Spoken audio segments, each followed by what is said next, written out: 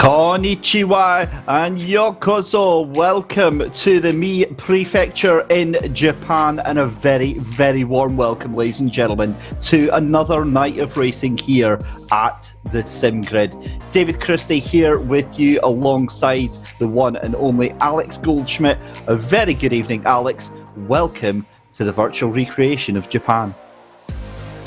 Konnichiwa. Christie-san, good evening. Well, I thought you beat me to the punch with trying to do your best Japanese pronunciation there. But yes, Suzuka in the Mi Prefecture. It's been open since 1962. One of two FIA Grade 1 listed tracks alongside Fiorano to have a figure of eight layout. The designer, the same man that penned Zandvoort, John Hugenholtz. So, and we are, of course, turning very much Japanese this evening here on the Sim Grid. We certainly are. It's the Japanese night here, a one-off event, one of quite a few. And it's great to see we're doing more of these one-off events here at the Sim Grid. So tonight we are at Suzuka for 90 minutes of racing between the three Japanese GT3 manufacturers. That is, of course, Honda, Nissan and Lexus. There are 6 splits. We will, of course, be focusing on split number 1. There were 40 spaces available and we have over 35 cars taking part tonight, Alex. But there is a very, very clear favourite tonight, isn't there? Well, I think in the words of Alan Partridge, if you call what is considered, in his eyes, the Japanese Mercedes, there's plenty of Lexus out on the circuit. Over 80% of the grid is made up.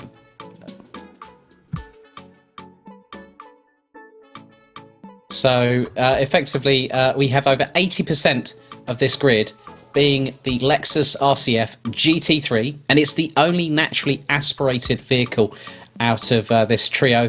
The Nissan is powered by a 3.8-litre V6 twin-turbocharged engine, a 3.5 V6 twin-turbo for the Honda NSX, but a 5.4-litre V8 naturally aspirated car for the RCF, and it seems to be a clear favourite for everyone this very evening. And I'm thinking it's going to be rather competitive. It certainly is, and I like the fact that it is just wall-to-wall Lexuses everywhere, and you've got a couple of plucky underdogs in the Hondas, the Nissans, trying to make their way through, but it is a very, very big field that we have got taking part tonight. But without further ado, Alex, I know you've already prepared us a wonderful guide to the track here at Suzuka, so let's go and have a little look at that. Welcome to Suzuka International Circuit with Gregor Schill from Coach Dave Academy on board the Honda NSX GT3. We now head down towards the first corner, braking from around 263 kph and 6 all the way down to second through the first and second apexes here on the circuit. Now into the S-curves where you've got to use progressive steering, smooth inputs and also a combination of lift and coast and a bit of throttle modulation to navigate the corners at around 150 kph on average in third gear before you now come through into Dunlop, the left-hander at turn 7. Now accelerating through up to fourth gear, over 200 kph, and hit fifth gear and around 230 before braking for Degner 1, down to fourth gear at 170 kph before Degner 2. Turn 9, that's taking its second gear at 110 on the apex before accelerating all the way through to turns 10. Now 11, which is the left-hand 90-degree hairpin, which pretty much goes back on itself. First gear, 60 kph, slowest part on the circuit. Now accelerating up the gears once again. Up from third, through to fourth, through 200R on the approach to the double left at Spoon Curve. It's turns 13 and 14. Braking from around about 240 kph in fifth, all the way down to around second, as you let the car run a little bit wide to the right-hand side. Second gear at about 110 kph. On the exit, a little bit of overcorrection for oversteer there. Down the backstretch, heading towards the iconic and infamous 130R. Accelerating to around about 250 plus kph in fifth gear, then lifting off the throttle, putting it through at about 230 kph, before then slamming on the anchors in rapid succession, going through the Casio Triangle, turns 16 and 17. Remember that incident between Alain Prost and Ayrton Senna? Well, that's where it happened. Through the final corner, accelerating through third. Foot buried to the floor, and will cross the line at over 220 kilometres an hour in 5th gear.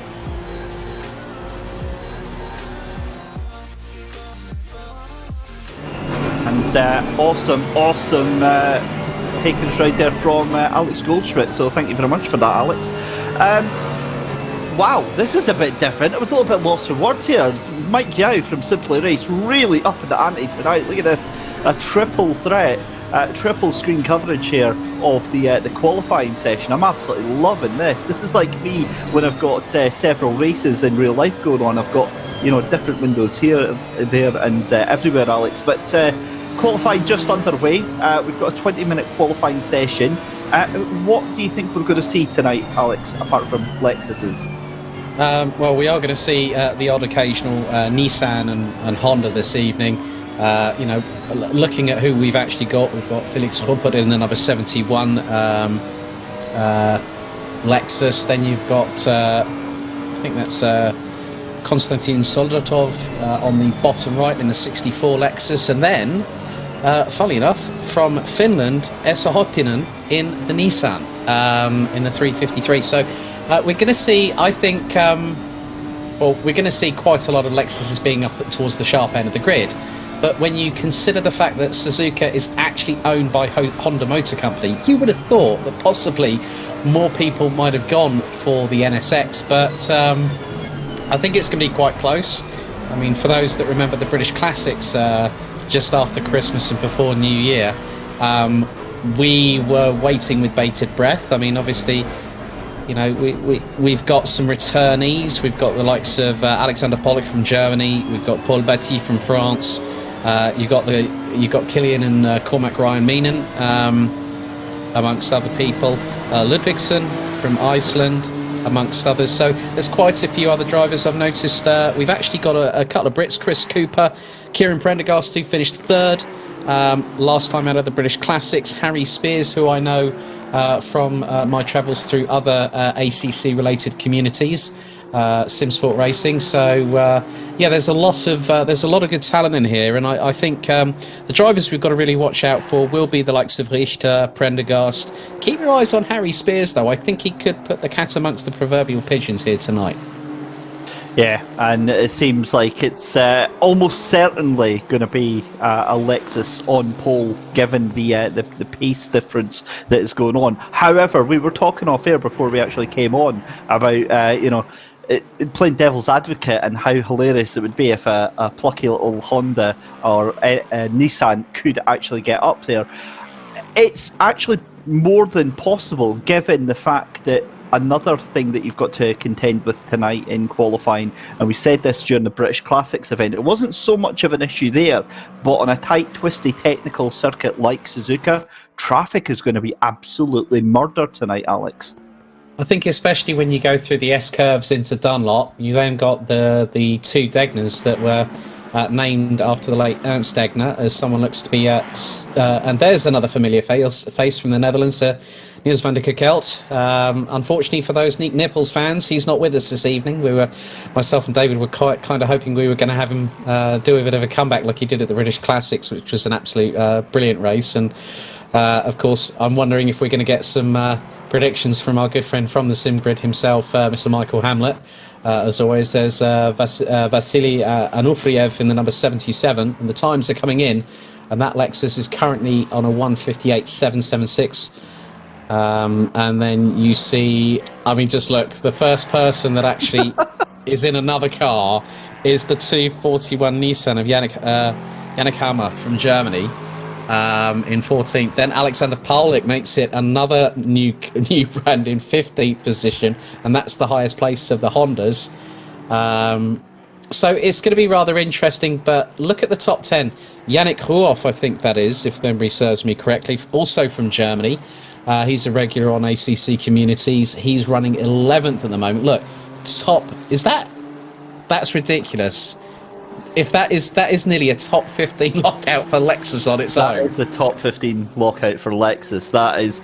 Can we all take a moment actually just to appreciate the absurdness of this right now? 15 Lexus in the top 15. And again, we were talking about this off air about what do we call a plural, a group, a gaggle of Lexus, and blooming fast, I think, is what we can agree on calling them right now. Yeah, I mean, especially when you've got Bastian Richter currently running out the top 7 positions at the moment. Can actually make that the top 8 because, I mean, it's 7.5 tenths between the top 8 at the moment. Well, that's, as they say, the times they are changing. Harry Spears gets into the top 5. You've then got the 142 of Mike Veerman from the Netherlands. He was with us at the British Classics as well, running P5 and pulls off to the left-hand side off of first turn.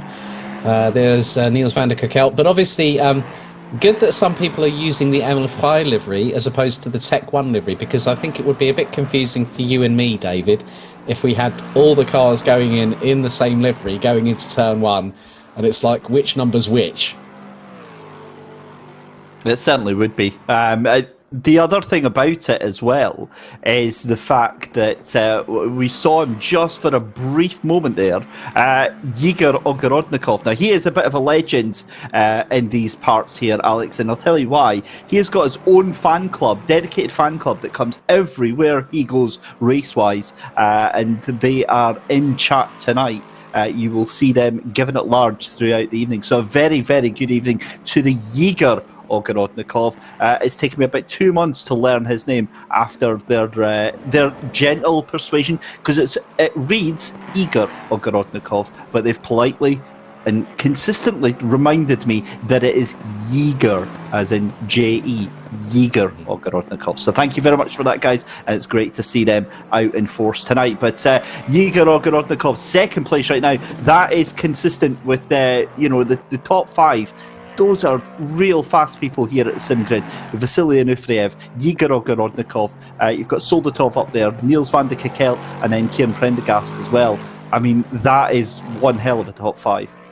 Yeah, definitely the case. I mean, for those that remember the Silverstone British Classics, I mean, how can we forget, to be honest, with myself and David here. But we had literally the top 3 separated by, what was it, around about 1/10 of a second or something like that at some point in qualifying. The way that Ogorodnikov has been able to keep that close to Anufriev is quite good. But, some drivers have only put in like a handful of laps. I mean, it's not exactly a short circuit here, as we get the three bonnet cam perspectives. A big thank you to Mike Yao from Simply Race for his epic broadcasting skills as always. And you're now seeing actually the top 3 as Soldatov goes off big time and clatters into the wall off of the first turn, and then hits the escape button to go back into the pits. And then we go to Alexander Paulik in the Honda NSX GT3. So yeah, I think it's going to be rather interesting. And we said about this before in the Silverstone British Classics, David, that the times are for show, but it's basically about the consistency, and it's a very demanding circuit here. When you're going through Dunlop, you're accelerating through the gears up to, say, 4th at about 220 clicks before you're doing the minimal amount of steering input, lifting off, letting the car do the work going through Degner 1, but then you've got to really slam on the anchors. So there's a lot of precision that you need here at Suzuka as well. You certainly do, and for me personally, as a driver on ACC, I struggle with the last section after the backstretch and coming through 130R. For some reason, I just cannot get that corner right at all. I always either lift off too early and pull it in too early, and then you're overcorrecting and things like that. But these guys, when you're watching them, it just looks so easy when they do it. They look so consistent as well. I mean, what's that? We've got now... let me just have a quick look here. We've got... that's 16 drivers within 1 second of pole time. Now, we saw similar at the British event, but again, Alex, these drivers are just so consistent. Watch out for Alexander Paulik, the German's on a mission. The Honda's up to P5, less than half a second off Anufriev in the 77. So the Honda, it is definitely charging forward. That's a great effort from the German.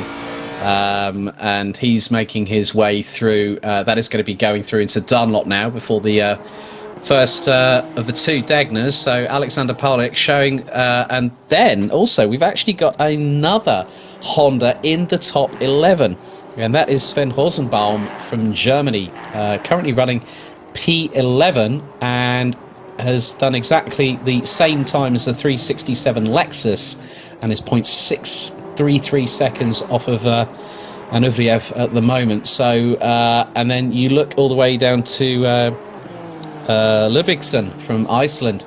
The gap is just over a second between first and 17th, and we've got 8 3/4 minutes to go. Oh, I'm rather excited about this one. You're not the only one, my friend. You're not the only one. As we were looking at Alexander Pavlik there in 5th place at the moment, I mean, he's not got pole position, but quite honestly, given how close the drivers are in the top 15, I'd be happy with that, because you've put yourself in a really good position coming up towards the race here. We have still got 8 minutes to go, and for regular viewers of the sim grid, they know that's an eternity, that literally everything could change. We didn't see that happen at the British event. We saw the pole time being set quite early, but again, Vasily Anuvriev here for the like and subscribe number 77 team, he consistently has been lapping in the 158s. Didn't do it last time round because he was on his outlap, but I mean, the pace that Vasily has got, Alex, is quite scandalous, and it looks like he's on a road to improve again. But keep your eyes on Ogonodnikov, because he's 39 thousandths behind the 77. So the battle for pole really has started to come alive, and he's still Anuvriev is still green. He's coming out of the final corner now, having negotiated the Casio triangle. And does he improve on this particular occasion? We're going to find out. He goes up by, that's nearly a 10th ahead of the number 41, and Anuvriev, that's a really good lap then. But yeah, keep an eye on the 41. He's definitely pushing as well. As personal best at the moment, as now Ogonodnikov now comes all the way through to 130R and will push through. That's a 10th up, I understand. So, and he absolutely nails it, coming through 130R into the Casio triangle.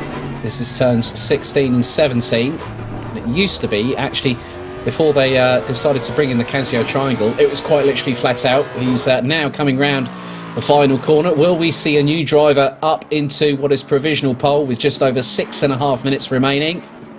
He does, a 158.692, and goes 20... and Victor again is responding. And look, Bastian Richter, he's not out of the fight. Remember that from the British Classics. He got provisional pole, then it got snatched away from him. So the German looking to make a bit of an impression here, and apparently he's around 2/10 up. Yeah, he's already been fast, and again, I'm looking at my timing screens here. It's saying that he did set previously at 158.701, but I'm wondering if that's been disallowed for track limits, because he's still on the 158.9. But coming through the backstretch here, that car is looking so smooth and planted right now. 0.3 of a second through the final chicane, then the left and the right, and then the right-hander here. This could very well be pole for Bastian Richter. Comes out of that final corner. What's he going to do? We wait with bated breath right now. Bastian Richter goes pole, 158.659, and that is a storming lap right at the last gasp, Alex. Yeah, but look at the gap between him, Ogonodnikov, and Anuvriev. It's 600ths of a second between the three of them. This is an epic quali session, and even though the fact that it's getting darker and darker, the server time is nearly it's 6 minutes to 7, the track temperature is dropping. Now, what this is going to help with a naturally aspirated engine in real life conditions, it's a 5.4 V8 engine in the Lexus. That is going to get more air intake into it. It's going to be denser, it's going to be colder, but also it's going to help keep the tyres. So the drivers now are going to be able to push that little bit harder. They certainly are. As you just pointed out, 5 minutes left to go in qualifying here for the Japanese night here at SimGrids. And as always, if you want to get as fast as the guys and girls that you see on track tonight, head over to Coach Dave Academy and get yourself one of the awesome setup packs that they do over there. And in no time at all, you'll be lapping like the pros. We are watching Felix Rupert, who has just gone P5. He was sitting about P16 in that Excel Racing Team number 71 machine. So that is a heck of a lap for him right now. And that means that the Honda of Alexander Pavlik gets punted down even further. This is the Hyperion of All-In Racing Team, the number 367 machine, making her way through the second half of the circuit. And it'd be good if we could get an actual name for them, but we can call them Hyperion tonight if you feel like it, Alex. I'll just call it the number 367 Lexus. That'll just make things a little bit easier. But I've been looking down the timesheets, David. Top 30, less than 2 seconds covers pole to 30th place. That is incredibly ridiculous in terms of a qualifying session. And we've still got 3.5 minutes remaining.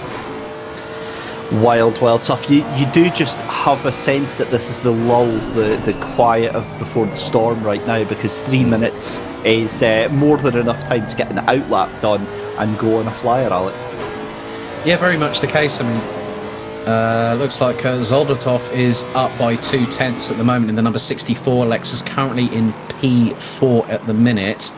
Now Konstantin comes out of what will be the second part of Spoon Curve, actually flashing to the car in front saying, I'm on a hot lap, keep out of my way just to be on the safe side. Now negotiates 130R, absolutely committed as anything. Sparks fly from the rear diffuser, and now into the braking zone for turn 16, the first of 2 turns at the Casio Triangle. Gets a little bit of the car gets a bit tail happy going through turn 16, and that lost him all the momentum. Now he's going to come out of the final corner. That could have been a shot at pole for the 64, but that's a real shame. We're just going to see what the time is. That was he lost that big time. That could have been so easily into the high 158s. Here comes Igor Ogorodnikov, though. He is into the green right now as we see him through his lap just now. Oh, surely that's gone wide and nullified the lap there. We'll keep an eye as he comes in towards the chicane for the... he's going to get one more lap, and he's binned it in the chicane, scrubs the lap, and it's all going to be whether or not he can make this next lap count. I think he's going to go for it anyway, because there's not going to be enough time to get an outlap done. So it's all down to Igor Ogorodnikov, currently second place, just 3/100ths of a second behind Bastian Richter, who is currently on pole for your SimGrid Japanese night. And Harry Spears, one of the British contingent, and Igor Ogorodnikov has decided he's called it a night. He's off into pit lane. Here comes Harry Spears, though, in the ML3 Lexus Racing 285 machine. Doesn't improve on that. Chris Cooper, another Brit, goes up from P25 to P18 in that 48 Lexus. And at the moment, I am quite happy with that, because we've got 2 Hondas, Alex, in the top 10. Yeah, we've got Sven Rosenbaum and Alexander Paulik, both from Germany, in 7th and 8th respectively, covered by 3 1,000ths, as we just see Paul Batty from France go through the first corner. He's on there, and he's got Peter Henneberg from, that looks to be Denmark, just behind, and the Henne Racing number 78 Lexus currently rounding out the top 20, which is covered by just over a second. This has been incredibly competitive thus far. And I'm just, I think Bastian Richter had a lot of people's numbers on this, but we've got 35 seconds still to go. There are going to be some people that are going to move up the grid, but it's just about how hard they're going to push at this late stage. As you said, this is now or never for a lot of these drivers, because they have to either already be on their outlap and ready to cross that line in the next 15 seconds, or they have to be on their flying lap right now. And you see a swathe of drivers there from 14th to 18th who are already in pit lane. Henneberg joins them in pit lane. You saw him very briefly going off the track there. Ludvigsen, Koptov, he's in the pit lane. This is Beata in the 504 machine, goes across the line. Can't improve, I don't think, is in P31. Igor Ornst in the ML3 Lexus Racing 307. Now, if we can see Harry Spears, he's actually just gone 2/10ths up in the ML3 Lexus Racing 285. Here we go. This is on the run to the line, Alex. He could get himself into the top 10. It's that would actually get him up to the top 5 if he's on pace. He does it! P5, Harry Spears. What a finish there. 3/10ths of a second behind. Yeah, Yeah, well, there's been a bit of a disaster from the Netherlands' very own Mike Veerman, unfortunately. He lost time as he's now coming through in towards the Casio Triangle for the final time, the 142 in the from the Netherlands, from the Delirium Racing squad. He's now coming out of the, a little bit clumsy coming out of the Casio Triangle, round the final corner. It's is he going to improve from 11th position? Well, I don't think he's going to, because he lost a hell of a lot of momentum and he's just about coming across the line. Yeah, I think he's just sort of coasting very gently across the line there. So there we go. This is Yannick Hamer for the Ehrenmann Racing 241 team. That livery is absurdly gorgeous. I love it. So he's 3/10 up right now. Yannick Hamer, hang on, surely not. Is that 3/10 up on his previous time? It is. So there you go, 14th place, and a Nissan takes P14. So there we go then. That is qualifying done and dusted. And So well, Kreuzer just went. Yeah, Kreuzer just went from 14th to 8th on his last lap in the 96. So the German making a very, very good effort there, David, right at the last gasp. That's what you want, right at the death of qualifying there. So this is what your Japanese event looks like then. Bastian Richter taking pole position from Igor Ogorodnikov in second place. That is your front row. Row 2 is going to be Vasily Anufriev and Konstantin Soldatov. You've then got Harry Spears and Felix Rupert on row 3, 5th and 6th place. Row 4, Niels van de Kekel alongside Lucas Kreuzer in 8th place, right at that last moment on that last lap there. Row 5 is going to be Kieran Prendergast and Sven Rosenbaum. Row 6 is going to be Alexander Paulik and Mike Veerman in 11th and 12th place. P13 and 14 is going to be Paul Batty with Yannick Hamer in 14th. 15th place for Hyperion, and then McLeod in 16th place. Two of the cars that don't actually have driver names on them, so that's going to be a fun time for us. Yannick Ruov in 17th place, and then Florian Coutier in 18th place. 19th for fellow Brit Chris Cooper, and then Cormac Ryan Meenan in 20th position. And we'll go and have a look at the rest of the drivers in just a second. But well, there we go. Qualifying is in the bag, and I think all that's left to do just now before the cars make their way onto the grids, we'll take a very, very short commercial break.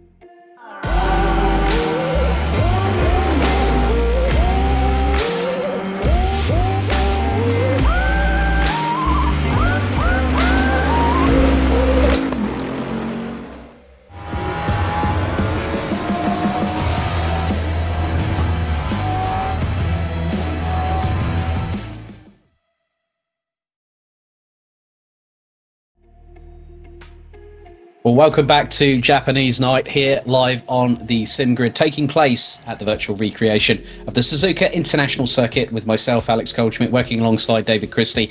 And as you can see, we have got a lot of machinery, particularly the noble Lexus RCF GT3. By my estimation, around when we were looking through the entry list, it was quite interesting to see that over 80% of the grid are in this 5.4 litre V8 naturally aspirated vehicle. We do have the plucky Godzilla, of course, the GT3 GTR Nismo, and the Honda NSX GT3 as well. But Bastian Richter from Germany being the man to put it on pole position.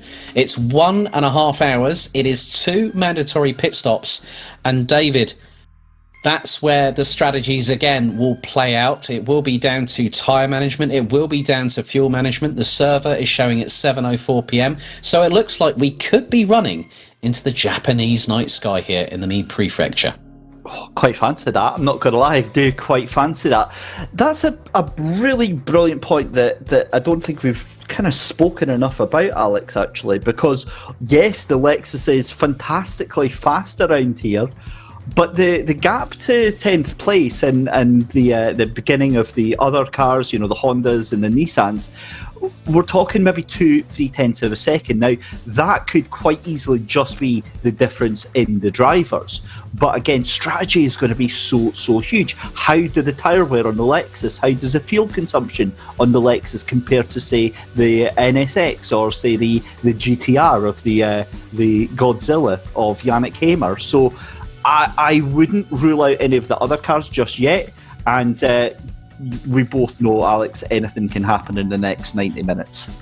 Yeah, well, we are definitely turning Japanese this evening, ladies and gentlemen. I've so wanted to use those two words. I was waiting to say, we've been on for half an hour. I'm disappointed, Alex, it's taken you that long to get that pun in. Well, considering the fact we've had one hell of a qualifying session this evening, it sort of like took away my impetus to say it. But yeah, I to be completely honest with you, Richter, Ogonotnikov, Anufriev, Soldatov, we're less than 60 seconds getting underway here. Yeah, the strategy is going to be the key point. It's about fuel, it's about tyre management, but also the fact is the air temperature is going to see which of these three cars switches on those cold tyres the best. Of course, yeah, we've got the formation lap, but it's about your in lap when you know that you're going to go to your strategy and pit in. And then it's about how you get those tyres up to temperature. With the colder conditions, it could be the case that one car out of these three brands, from Lexus, Honda and Nissan, could make that difference that we might be anticipating. I love how we both pronounce it that way. For a good majority of my life, it was always Nissan. It was Nissan in the burliest way possible. And then you start watching Mighty Car Mods, and it's Nissan all of a sudden. So that is actually the traditional Japanese Nissan, which is basically Japanese for the word the numbers 23. And Nissan also is effectively means I think it's go or something like that in Japanese culture. So let's see if it's got the go behind that 3.8 litre V6 twin turbocharged engine tonight on the two cars that I've spotted on the grid, with Mr. Hammer being the top Nissan in 14th place. But good to see the likes of Rosenbaum and Paulik getting the two of the Hondas. Couturier from France down in 18th position could be one to watch, but then I think we've got to look at some of the usual suspects. I mean, Harry Spears I rate very highly. Niels van der Kerkelt we know can always bring a lot something to the party. Kieran Prendergast, I mean, the British Classics, that showed me all I needed to know about that guy. And now they're on the formation lap going through the S-curves heading towards Dunlop. I mean, 90 minutes of Japanese racing action here on home soil for Honda here at Suzuka.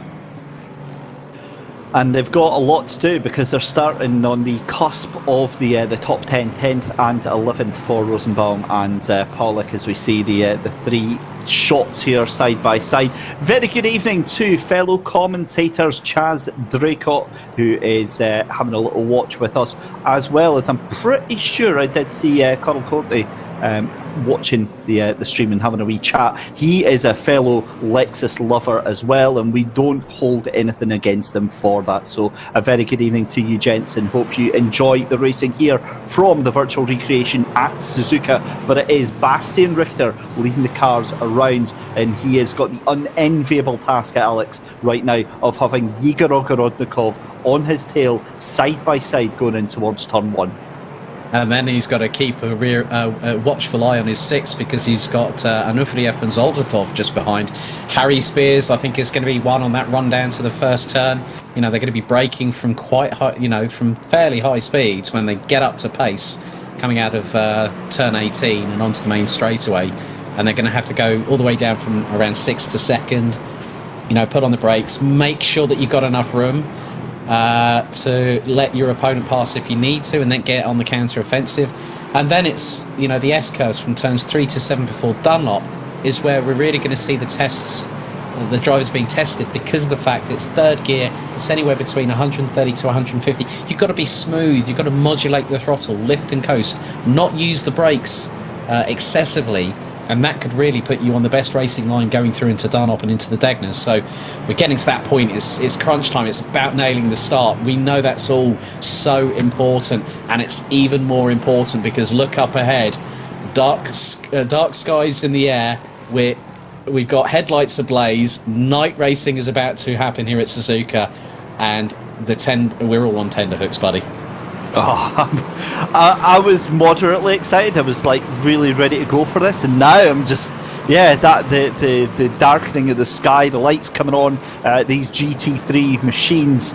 This is building a crescendo very, very, very quickly. So it's going to be Bastian Richter from Igor Ogorodnikov as they come up towards the Casio chicane to start off this 90 minutes of Suzuka. David Christie and Alex Goldschmidt taking you through all of the action here. And the cars are poised, ready to go. They've done all the warming up they possibly need to, and it's now a game of chicken as the cars make their way across the line and round the final corner through the pit entry line, and we are ready to go.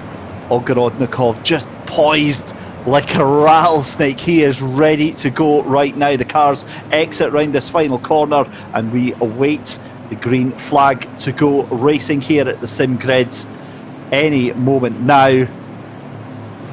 And there you go, the green flag drops. Bastian Richter drops the hammer, and Igor Ogorodnikov, it's a drag race. I think Ogorodnikov's done it around the outside, but it's going to be on to the brakes. Ogorodnikov going to try and go around the outside, Alex, but he's going to lose surely that second. David, there's been a massive turnaround through the first corner. There's a Nissan involved. I think that could have been possibly Hottinen from Finland that just got turned around at the first corner. And that was possibly one of the Lexuses just behind, but Couturier, the French driver in the 222 Honda, caused the turnaround there, so that's going to be investigated, I'm sure. But Bastian Richter, and it seems like the S's have, it seems like there's quite a few drivers being quite literally unceremoniously side to one side with a samurai sword here in the S-curves at Suzuka. And that's a lot of alliteration for a Thursday night there for you on the sim grid. That was definitely. Yeah, but I think it's about who was going to get through there cleanly, and a lot of drivers have. A lot of drivers haven't. So we're going to see drivers topple down the order. We're going to see people profit from that as well. But it's mainly about the fact that Bastian Richter now has nearly a 4.5 tenths of a second advantage as we got yellow flags out on the circuit. And this is about mechanical sympathy. You've got to work with your machinery, but you've also got to keep it in tip-top condition. And like say Couturier and Hottinen, they're going to be having to possibly pit early for damaged repairs. Well, Couturier has had another moment now. He is flat last. That was, I'm just trying to see where that was on the circuit. That was towards the hairpin. But so he is going to have to, for sure, go into pit lane and get that damage fixed on that car. Now, the reason that Richter was able to get that gap was because Ogorodnikov tried that move around the first corner. It didn't work and ended up having to fight off Anuferev and battling and banging doors. But look at that, Ogorodnikov now still trying to get back up to the tail. Yeah, but there's been a massive moment. Harry Spears has ended up in the pits. He's literally, he qualified P5. He's now out of the top 20 or so, and he's down in the pits. Let's have a look at this replay here, David. Yeah, so the car's making their way through just as the flag drops to green, and here is Couturier on board with him, and I wonder if he gets hit there.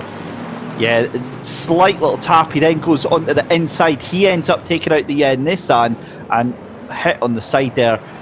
That's just 30 cars into one corner. Something's always going to happen, Alex. It's one of one and 500 of another, isn't there? So you know for a fact that if 2 or 3 drivers tried to go for the same amount of grid position or grid tarmac thereof, you're always going to find that someone's going to end up on the wrong end of the stick, and it's a real shame. But then, Kieran Prendergast now up into P7. Alexander Paulik is now ahead of Sven Rosenbaum. So 2 Hondas still circulating, and they're actually rounding out the top 10. We're going to go to another replay here, and this is a little bit further back. Oh, and there was a tap on the back. Now this is on Nadim Zeko. And there was also the number 13 of Marc Bastida from Spain who was also off at the S-Bend. So, yeah, this is where I said about consistency and keeping it clean. Some drivers are, and some have just been caught out, and they're falling by the wayside quite spectacularly. Yeah, first lap excitement, first lap nerves, I think. So, yeah, we'll have to see, because this is what always happens. It's a 90-minute race, Alex, and the drivers really, really need to just get themselves into a groove, get themselves settled down, and get into the rhythm that they're going to be going. As we see Felix Rupert having to defend from Kieran Prendergast. Prendergast looking very, very feisty right now. But what interests me more a little right now is the fact that Bastian Richter is consistently gapping Igor Ogorodnikov by about maybe 6-7 tenths of a second, but Igor's instantly able to bring that gap back down. And so it's fascinating to see what's going on between those two. And Anuferev is keeping right up with them. There's a glorious puff of smoke there from, that was Felix Rupert just in front there. That looked glorious in the sunset here. Yeah, you're going to have to watch out, though, for Niels van der Kerkelt in the number 47. The gap between him and what was originally Anuferev was around 2.4 seconds. He's got that down to just under 1.7. So the Dutchman is quite clearly flying. He got past Soldatov quite easily and has gapped in by about 8 tenths of a second. And I'm just having a look between... And that's ridiculous. That's around half a lap that Van der Kerkelt has done that. That Dutchman is absolutely on a mission.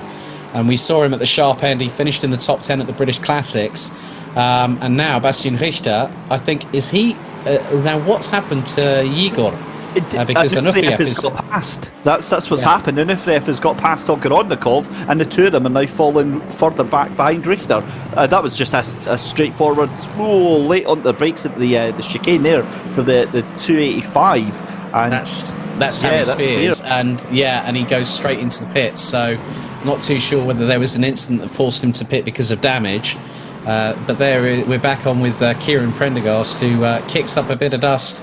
Going over the curb in the first part of the Casio Triangle, and he's got Alexander Paulik is actually on the back of Kreutzer now for 8th position, going across the line. So the Honda seems to be thriving in these colder conditions, because now the track temperature, David, has dropped to 13 degrees centigrade, and that might help the twin turbocharged 3.5 litre V6 engine. Now, normally those that know their road cars, like I'm a bit of a road car anorak, well, the GT3 in a variant of the NSX is not a hybrid like the normal production car is, and then there is an NSX, and it seems like 13th place could be intensifying, because you've got Yannick Hoorf in the 297 behind Hyperion in the 367 Lexus, and then you've got Henneberg, the Dane, in the 78, quite fractionally behind. We're now going back to another replay.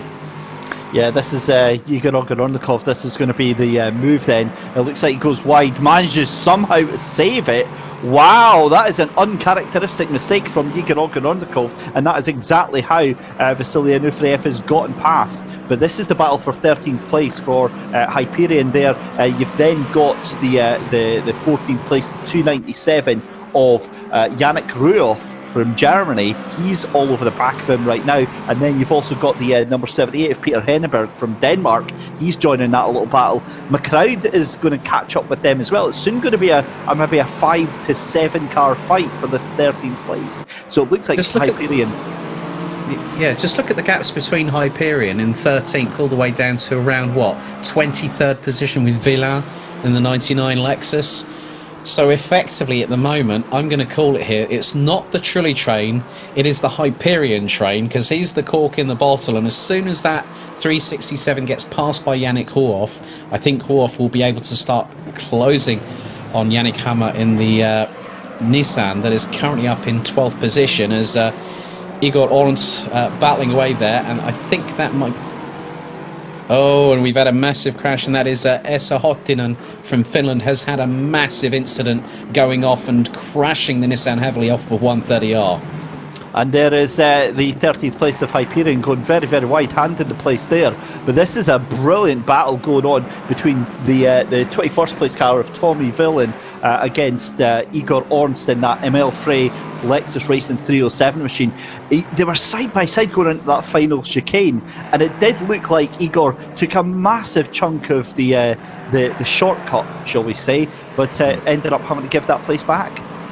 Well, I think it's only the right thing to do. If most drivers that are sporting will be looked upon favourably if they do that, because it is a sport. If you know that you've taken a bit too much curve, or you've gone on the access road, you've accidentally gained a position, the noble thing to do is to give it back, as we now are with Chris Cooper from Sims and Riggs in the 48, trying to close down on McGrath, but he's got Salguero in the 46 just behind. That's a real close battle. And then you've got Koptsov in the 871 Lexus, Naring in the 24, Nissan Villain from France in the 99 Lexus, rounding out the top 21 positions.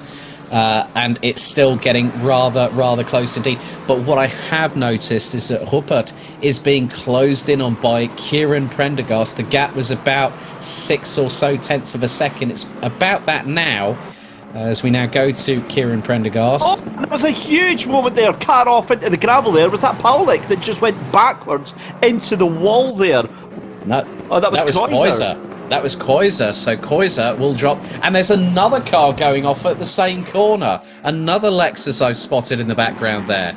So the darkness is starting to catch some people out. But also it's about how committed you are going through 130R, David. And if you push the envelope too far going through 130R, I mean, you can probably get through there just under 240 kilometers an hour in 5th gear, as we... And Kreuzer has now pitted, and I'm not at all surprised. And also, Chris Cooper has pitted, so I think he was the other one off in the background, hitting the barriers off, or going off grass tracking a la Matthias Ekström into the background off of 130R. And remember, it could be a case of just trying to minimise the damage done, because they've got to take 2 pit stops during this race, and there's no say on when they have to take them. So yeah, good to see that. But back to the battle for the lead, if I can just take my eyes off the timing screen. All of the cars are massively falling off the pace, Alex. Remember we did a qualifying lap of 1:58. We're now consistently across the board lapping in the 2 minutes, and Onufriev is still in the 1:59. So he is really on it right now. In fact, he is the only one in the 1:59s right now. 1:59.6 for Vasily Onufriev. This is going to be over very, very quickly if he can keep that pace. Yeah, but then it's also dependent on who is going to blink first out of these two, whether it's Onufriev or Richter that decides to pit first. I've noticed that Harry Spears actually pitted quite early, so he's gone for a different and maybe unusual strategy, as there we see Bastian Richter having sparks fly from the back diffuser of that Lexus going into and out of 130R, as they now are hustling their way. Vasily Onufriev in the number 77 like and subscribe Lexus RCF, trying to close down. The gap was about 8 tenths. It's now less than half a second, and just keeping my eyes on that. And Onufriev actually, Richter now back into the 1:59s, as is Ogorodnikov as well. So the top 3 running in the high 1:59.9s. Yegor actually running in the 1:59.7s. So he's got a little bit of pace back, and he's only 1.5 seconds. Look, he's even closer than 1.5 seconds at the minute. He's certainly closing up, that is for sure, but it may be a case of as the circuit goes on, that gap sort of contracts and expands. This is the battle for 5th, 6th and 7th though. Kieran Prendergast trying to dispose of the number 71 of Felix Ruppert right now, and then it is going to be on to the back end of number 64 Konstantin Soldatov right now. These cars look absolutely glorious as it comes up to these nighttime conditions, Alex. Yeah, so I think at the end of the day, Kieran started down in 9th position. He's he's got Soldatov not too far ahead either, so the 64 coming under close scrutiny from both Prendergast and Ruppert. So this is where it's all going to count. But then you've got look, Alexander Palik in that Honda. He's absolutely flying at the minute, and he's running in the 2 minute point 0 2-minute point fours, a 2-minute point 477 lap time for the German in the number 5.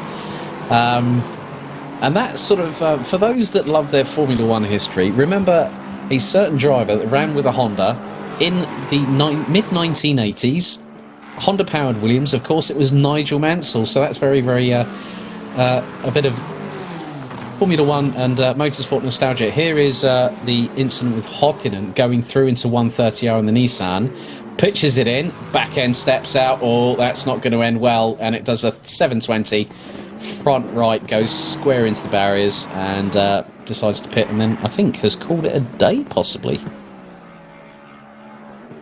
Here we go, though. This is Zoldatov trying desperately to hold on to this position from Felix Rupert there, and he's bringing along Kieran Prendergast as well. But this is what I love. You've mentioned it a couple of times. Alexander Pollock is now just about half a second away from catching on to that train. Back up with the leaders as well. Anufriev faster than your race leader right now by about 6/100ths of a second. So again, that gap just come down very, very slightly. We'll keep our eye on that as well. But this is a fascinating battle that we've got right now as Konstantin Soldatov starts to get a little bit of breathing room, but just as you think he does, Felix Rupert brings him back in, Alex. Well, I've been looking at the lap times. Last time around, Konstantin Zoldatov, a 2-minute 1.203. Felix Rupert, a 2-minute 0.912. Kieran Prendergast, a 2-minute 0.861. And then Alexander Pavlik, who's now on the back bumper of the number 10. His last lap was the fastest out of that quartet, a 2-minute 0.276, his fastest lap of the race. And look how close he is now to Kieran Prendergast, going into what is affectionately in some places, well, they've gone through already the hairpin, but they're going through Spoon Curve. And Alexander Pavlik, he started 11th, and now let's just stay on board with the German at the moment from Reforged Racing. He's right in the toe. He's nigh on bump drafting Kieran Prendergast. Headlights ablaze. Oh, he is. How close was that? That's exactly what's happened. That's twice they made contact, and that's to make sure that Prendergast keeps the momentum going. Bump drafting in a Simgrid race. I've seen it all now. Well, they do say that rubbing's racing. Oh, Pavlik loses a little bit of momentum there. He got a bad exit coming out of the Casio triangle there. It's definitely all changing up and down the order. And now look at the battle for P1. Richter coming under fire from Anufriev, and they are actually dropping Yegor Ogorodnikov. And that was my first time of actually trying to say that. I thought that as well, Alex, but that gap was 2 seconds from Richter to Yegor Ogorodnikov. So he's actually bringing that gap down. He's bringing himself back into that fight as well. And I wonder if maybe the colder temperatures, as the temperature was around about 15 degrees, track temperature, starting to cool now, and those cars, oh my goodness me, those tyres even are starting to cool down, and going sideways like that is not going to help him try to catch onto the back there. But Anufriev locked on, he is ready to go. Look at that, on the bumper of that Lexus in the lead of Bastian Richter. Gets a poor exit out of the corner, but he has firmly got the toe. They're going to be coming up to the back straight very, very shortly, and he could be making a move. Well, if he does a clean kamikaze move up the inside of Richter, he's got a perfect opportunity, because now 13 degrees air temperature. You said about the tyres, that's helping some drivers profit a bit more than others. Even though the top three have been running in the 159s, Niels van der Kerkelt is 3.9 seconds away from Ogorodnikov in the 41. And he hasn't really made... I thought he might make a bit of inroads, but if these three at the front start to scrap, then what is going to happen? He's definitely going to capitalise and make sure that he gets an opportunity of maybe even being on the podium.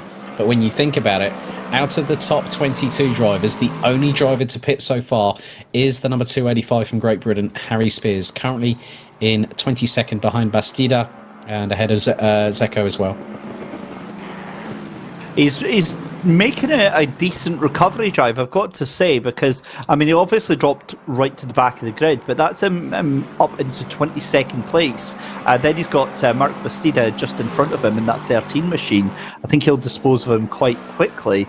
So yeah, that's been a really good, as I say, recovery drive and trying to make the best of a bad situation. And that's really what you have to do in these races. You have to roll with the punches, Alex.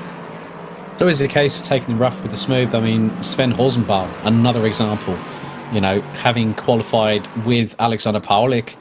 He's currently P27. He's 2.4 seconds behind Iceland's Ludvigsson in the 103 Lexus.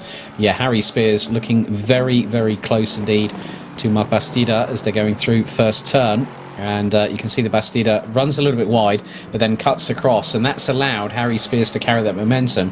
And now was that Nogueira Ruiz just up? No, that wasn't. There might have been another car just up ahead. Well, there's one pulling to the right-hand side to get out of the way, so that could have been a back marker. And that is the very, very nondescript, very dark-looking stealth Lexus there, just behind them. But yeah, Harry Spears looks to be closing on Mark Bastida and could, I think, if he gets a good run going through the Degners and into the hairpin, which is back in 2010 when it was named affectionately the Kobayashi hairpin, because in the 2010 Formula 1 Grand Prix, Kamui Kobayashi centered up the inside of people 5 times in that race. And look, he looked up the inside there on Bastida to let him know he's there. I think he might get a good run coming out of Spoon going into 130R. He certainly might. I'm also looking at the timing screen for this battle for 5th place back to 9th place, as you've got Soldatov just trying to hold off that gaggle of cars behind him and doing a really good job. Oh, there we go, Harry Spears, surely he's got that up the inside, gets a better run out of the corner. They're side by side. And Alex, again, we've said this so many times in these races, it doesn't matter where you are as both cars go side by side along the back stretch here. A great move from Harry Spears to make that stick. But it doesn't matter where you are in the pack, there's going to be plenty of cars for you to fight off. Yeah, I think we've seen that before with, it's going to be quite an interesting sort of battle. I mean, we've got past the first 20 or so minutes, but it's going to be dark, I think, within a couple of laps' time. I mean, you just look how quickly, within half an hour of server time here, David, how close that's going to be. Just wondering how it's going to be interesting, you know, with Alexander Paulik, that Honda has really come alive, and I'm wondering if the Lexus is that little bit heftier on its tyres, you know, a naturally aspirated engine, 5.4 litres, that's nigh on 600 brake horsepower going through the rear wheels. And look at it this way, out of all 3 manufacturers, which car is mid-engined rear-wheel drive? The Honda. Yeah, it's an excellent point, and it does look just so balanced right now, and you can really tell those traits are working out well. I wonder if the conditions are catching the Lexuses out a little bit, and maybe they're putting a little bit more heat into their rear tyres, which would explain why we've seen maybe 4 or 5 Lexuses either running wide or having a proper moment into that exact corner. Yeah, I mean, it's always going to be the case of trying to see how you can work things, as there was a puff of dust there going through turn 18. That might be just up ahead of Alexander Paulik, but he's got another run again on now. That is, I think he's got, yeah, that's Prendergast just up ahead of him. I mean, look at the closing speed from the Honda, as there were sparks flying from Felix Huppert's car going into the first corner before they now head into the S's, as there's now, that's Paul Batty from France in the 14. He's made absolutely mind-blowing inroads as well. Whilst everyone has had their misfortunes, the French driver is it's showing that he's a second behind Alexander Paulik, but he's really, really coming into this. He didn't have the best run at the British Classics, and he started 13th, where Henneberg is at the moment from Denmark. So Alexander Paulik might not be the only one closing on Messrs. Huppert, Prendergast and Zoldatov. So this has really started intensifying. I think someone's definitely stoking the fire with Paul Batty at the moment. Looks like the battle for the lead has calmed down just a little bit as well, as Bastian Richter still leads this race. 11 laps in the book so far from Vasily Onufriev, 0.6 of a second behind. It's then Igor Ogorodnikov who's closing, and going to try and take that second place back from Vasily Onufriev. That gap was 2 seconds. He was about 0.7 of a second behind Vasily Onufriev. It's now just 0.3 of a second. They're going to be coming up towards the final chicane just now, and we'll be seeing what happens with them very, very shortly. That gap going up very slightly. Here is Kieran Prendergast though, stuck in the middle of that train right now. He's got Felix Rupert just in front of him, and then Alexander Pawlik, who is on a charge right now, just behind him, and bringing Paul Batty up into the mix as well, down into the chicane. An hour left to go, an hour and 5 minutes in this race, 25 minutes, and again you feel like the drivers now starting to settle down, Alex, starting to get themselves into a little bit of a rhythm and starting to get into that flow state where the laps just come very, very naturally to them. Very much the case, David. I mean, one of the things we also have to remember is the track is optimum at the moment. They're in the next half an hour, according to the weather report that you guys and girls watching on the respective channels, of course, here on the SimGrid. If you are watching on YouTube, why not give this video a thumbs up, hit the subscribe button and hit the notification bell as well whilst you're at it. I mean, it's dry conditions, you know, it's a very clear sky up ahead. And what this is going to help is with the track evolution. And the temperature hasn't really changed much since we went racing about 25 minutes ago, David. And it is about who's going to keep the tyres the best, because a lot of the drivers might have gone, and it looks like Ogorodnikov is closing on Onufriev, who in turn is 0.8 of a second behind Bastian Richter. And this battle now, David, Ogorodnikov has been lapping in the last few laps in the 1:59 6s and 7s. Richter's now starting to respond. So, and it's definitely kicking off there with Robert Prendergast and Pawlik, and Paul Batty has got the ringside seat, and just up ahead is Zoltatov. So this battle, which might just be run wide there for Rupert, and that allows the door to be open for Kieran Prendergast, but that also allows Alexander Pawlik and Paul Batty to close. And this is going to be one of my favourite phrases now. The slipstream effect is in full effect, going down the back straightaway, heading towards 130. You can look at what Prendergast was trying to do there, trying to look up the inside of Rupert through 130R. Couldn't go through with that. Pawlik running a little bit wide with Batty in close proximity. This is going to get rather interesting rather quickly. It certainly is, and I thought the big winner out of that was going to be Paul Batty in 9th place there. I thought he was going to have a triple slipstream behind Pawlik, Prendergast and Rupert, because he was the least affected from Rupert having that moment there. But it's really kind of ebbing and flowing within every single corner, because at one point Prendergast will be right up to the back of Rupert, then he'll fall back to Pawlik, and Batty will be up there as well, and then he'll fall off the back. And it's just fascinating watching how many times this can evolve in the space of a lap. I think one of the other things that we have to remember, you remember when I said about mid-engine cars, well, the centre of gravity is going to be quite different, because the drivetrain on the NSX is quite different to the Lexus. So that's going to help with the weight distribution. That's also going to help with the handling, especially with the mid-engined car itself. There's going to be more weight on the back axle, and what that's going to help with more predominantly is handling and traction. And you can see just coming through the hairpin how close Alexander Pawlik was to Kieran Prendergast, going through the braking zone, coming through turn 10 into the hairpin at 11. But then with that naturally aspirated 5.4 litre V8 engine in that Lexus, it then starts to stretch its legs. And then we come to another corner, and all of a sudden you see Alexander Pawlik in the NSX not too far behind. And it seems like that's Veerman. Veerman in the 142 Lexus has just dropped it from P10 coming out of the hairpin.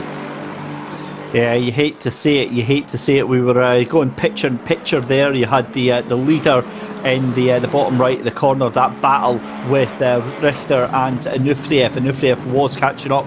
Ogorodnikov was catching up, but they're all very even Stevens at the moment. Veerman now down, falling down the order.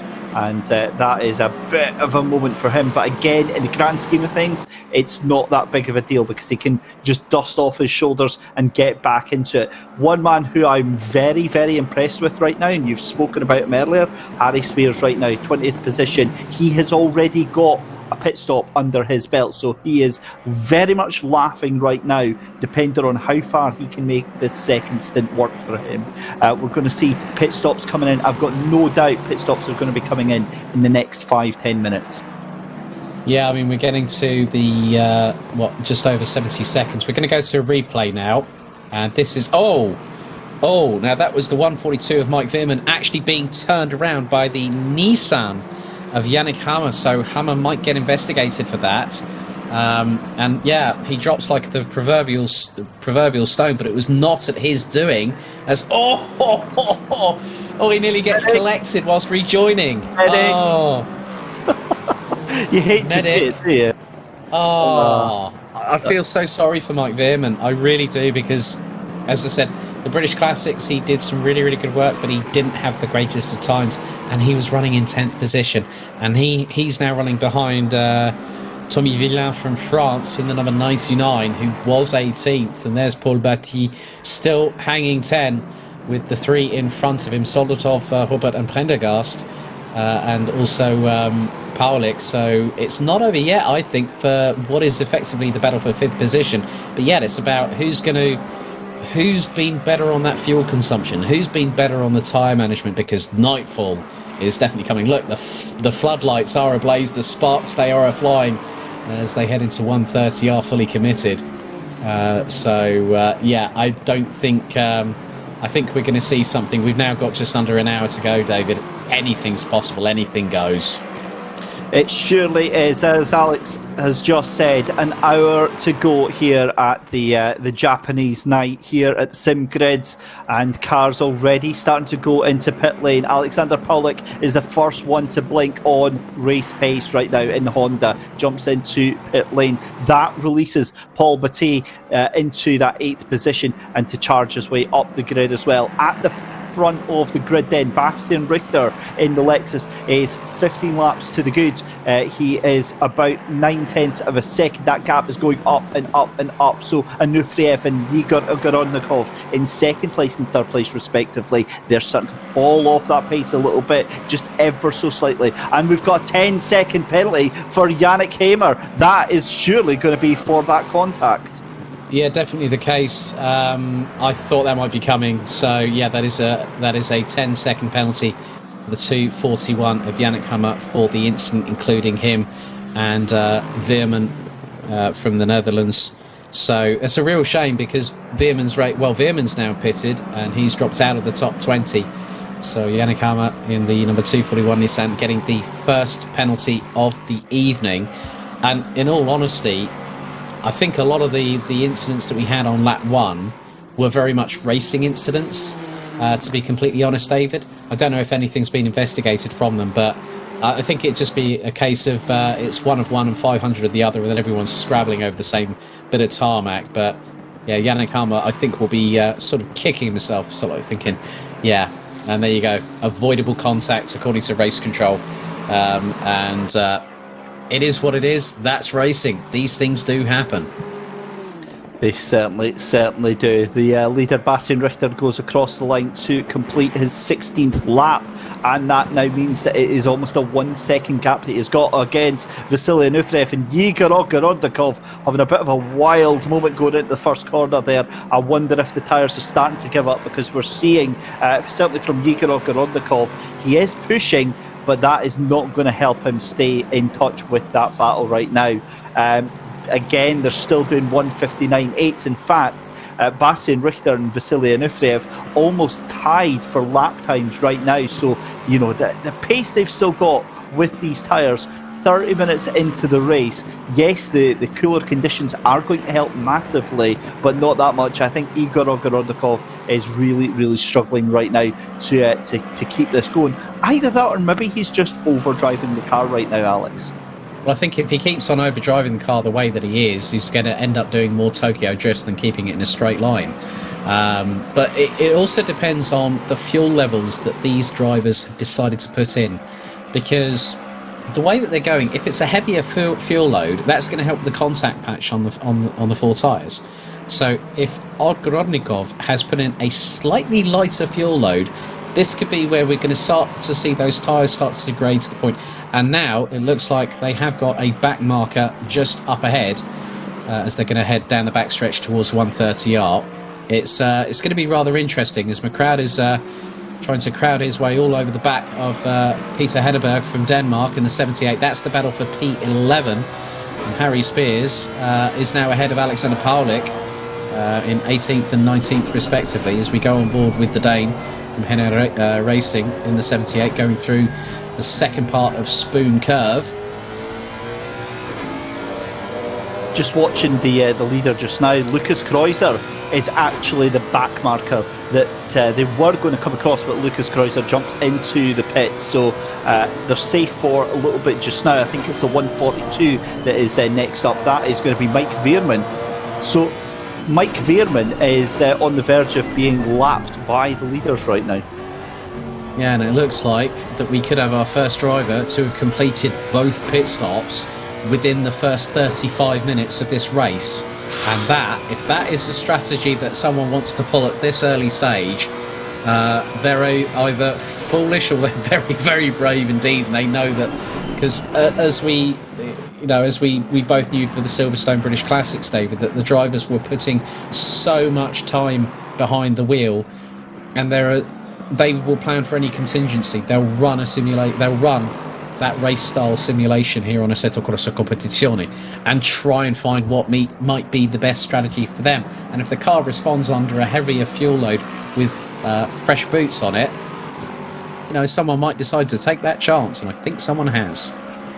Well, we'll have to see how that one pans out, because that is a bold move. Although Lucas Kreuzer, his race had already been compromised earlier, having to take that first pit stop anyway. So you're absolutely right. You might as well roll the dice, Alex, and see what happens here.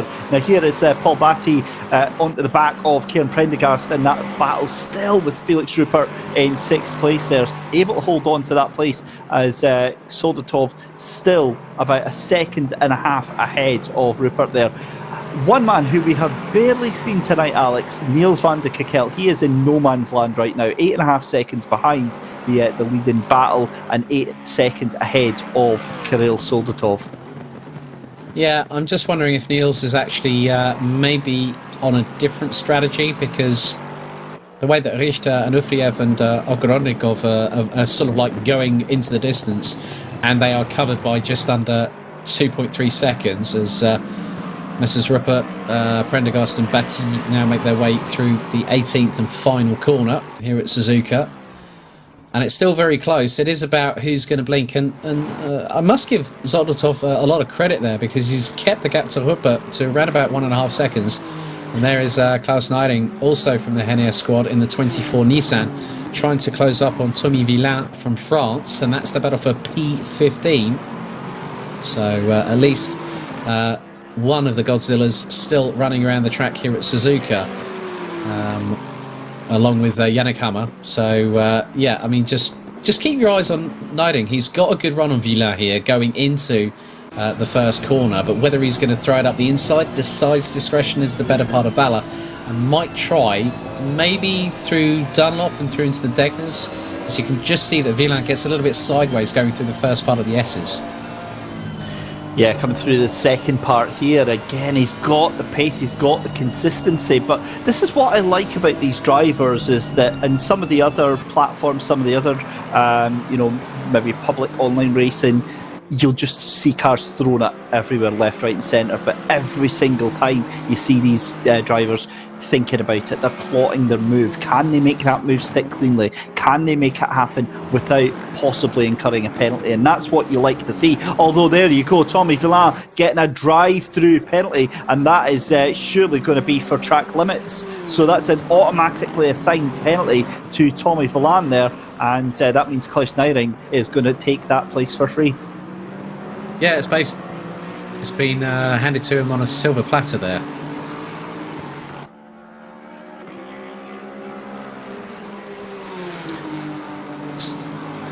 So just have a think about this then, Alex. We've got some behind the scenes calculations, and if they're right, then we'll take the credit, and if they're wrong, we'll blame Michael Hamlet for them. But Don't shoot them. Don't shoot the man down when he predicted that Nick Nipples would end up being P5, and we thought he could have actually gotten P3 if it was another lap in the books. So don't write the man off before we've even got started, David. Well, according to Michael, he's saying that the leaders could pit, and if they do pit, they would come out between Niels van der Kekkel and Kirill Soldatov. So that is an impressive gap that they've built up already. And again, the further that they're taking this down, the less fuel that they're going to have to take in each one of these two stints. And we've got another drive-through for Hyperion, the 367 machine. Again, that'll be for track limits, down in 13th place. That's a disaster. Yeah, well, I think Tommy Villain in the 99 from France is now serving said drive-through. So it's with the darkness, when you're going from sort of like dusk to nightfall, the transition, even with simulations such as Assetto Corsa Competizione, it's going to feel like the real thing. And you've got to really, really have your eyeballs on stalks. And that's what we're finding, that a couple of drivers getting caught out here, David. But the leaders have kept it nice and consistent. But I just noticed that Yegor Ogorodnikov has dropped behind Vasily Onufriev. The gap now 1.639 seconds, so I think the tyres for the 41 are starting to degrade quite substantially, so we could see a pit stop from him very soon. We'll have to see how that one pans out, purely because I think it's obviously happened on a previous lap. Never mind that, Vasily Onufriev and Yegor Ogorodnikov into pit lane at the same time, so that answers that question for us. And there is confirmation. Lucas Kreuzer, as well as that was Stuhlmann, Dominic Stuhlmann are the two drivers who have completed both pit stops right now. So we'll keep an eye on them, because at the moment, Alex, they're 28th and 29th right now. But this is very, very exciting right now. Paul Batty on the back of Kieran Prendergast, and he's just been closing very, very quickly, very, very quietly right now. Looks like Onufriev and Igor Ogorodnikov taking full tanks of petrol as well, because they are dropping like a stone down in towards 12th and 13th place. Yeah, I think with a lot of it, it's just more a case of how are the drivers going to react? How are they going to make the strategy work? And this is where it's going to get really, really interesting. So Onufriev has come out of the now look at the leaderboard at the moment. Harry Spears now up into P14. Ogorodnikov has just come out in front of Polik in 17th, who's in 18th position. So the number 41 is 17th. So it is changing things. Bastian Richter now on lap number 21 is 12.198 seconds ahead of the Netherlands' Niels van der Kekelt in the 47. Konstantin Zolotov in the 64 is in third ahead of Rupert Prendergast, Batty. And then it's Yannick Hemer. And look at it this way, everyone in the top 12 have yet to pit their first mandatory pit stop. So Harry Spears is going to be rubbing his hands with a little bit of a Cheshire Cat smile at the moment, because he's now got the jump on them a little bit, and he's coming through the hairpin at the moment, and we're nearly approaching half time in about 3 minutes or so. So Harry Spears, by doing that early pit stop, I think he's doing quite a lengthy middle stint to really put himself into contention. I think that's race leader into the pits. Bastian Richter goes into pit lane just now to take his first of two stops right now. That is going to hand the provisional lead to Niels van der Kekelt, the ghost man that we have barely seen all the way through this race. This is still, though, the battle for fourth and fifth position provisionally, because obviously we've got pit stops to factor in here. But Kieran Prendergast did a cracking job of holding on to that fourth place from Paul Batty. But I mean, what can Paul Batty do here? Because he's got the pace, but it's not like Kieran Prendergast is holding him up. It's literally Kieran Prendergast is just slightly faster on certain parts of the track here, Alex. I think it's more a conservation strategy from Paul Batty, judging by the driving style. So it's not going to be about... It's about having your eggs all in one basket. You don't want to show your cards a bit too early. And that's what Paul Batty is doing. He's very... A lot of these drivers we know are very, very smart indeed here on the sim grid. And Batty is just keeping calm, making sure he's hitting every apex, every braking point, not overdriving the car, and making sure that he does consistent lap times. And it's the consistency, it's the mechanical sympathy, it's also looking after your tyres. It's also, like with the S-curves, you know, you've got to, you're lifting and coasting. You're not braking. You're lifting and coasting rather than braking and modulating the throttle. And that's, if you're a smart cookie, you'll be able to do that quite well.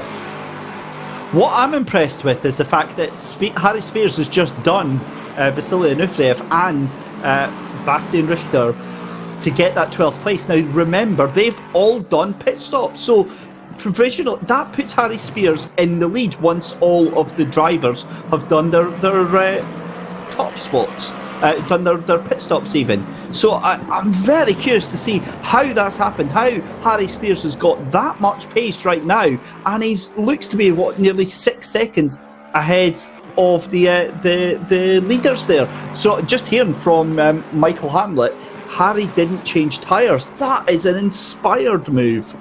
I think, to be honest with you, he wants to mitigate as minimal time as possible being in the pits.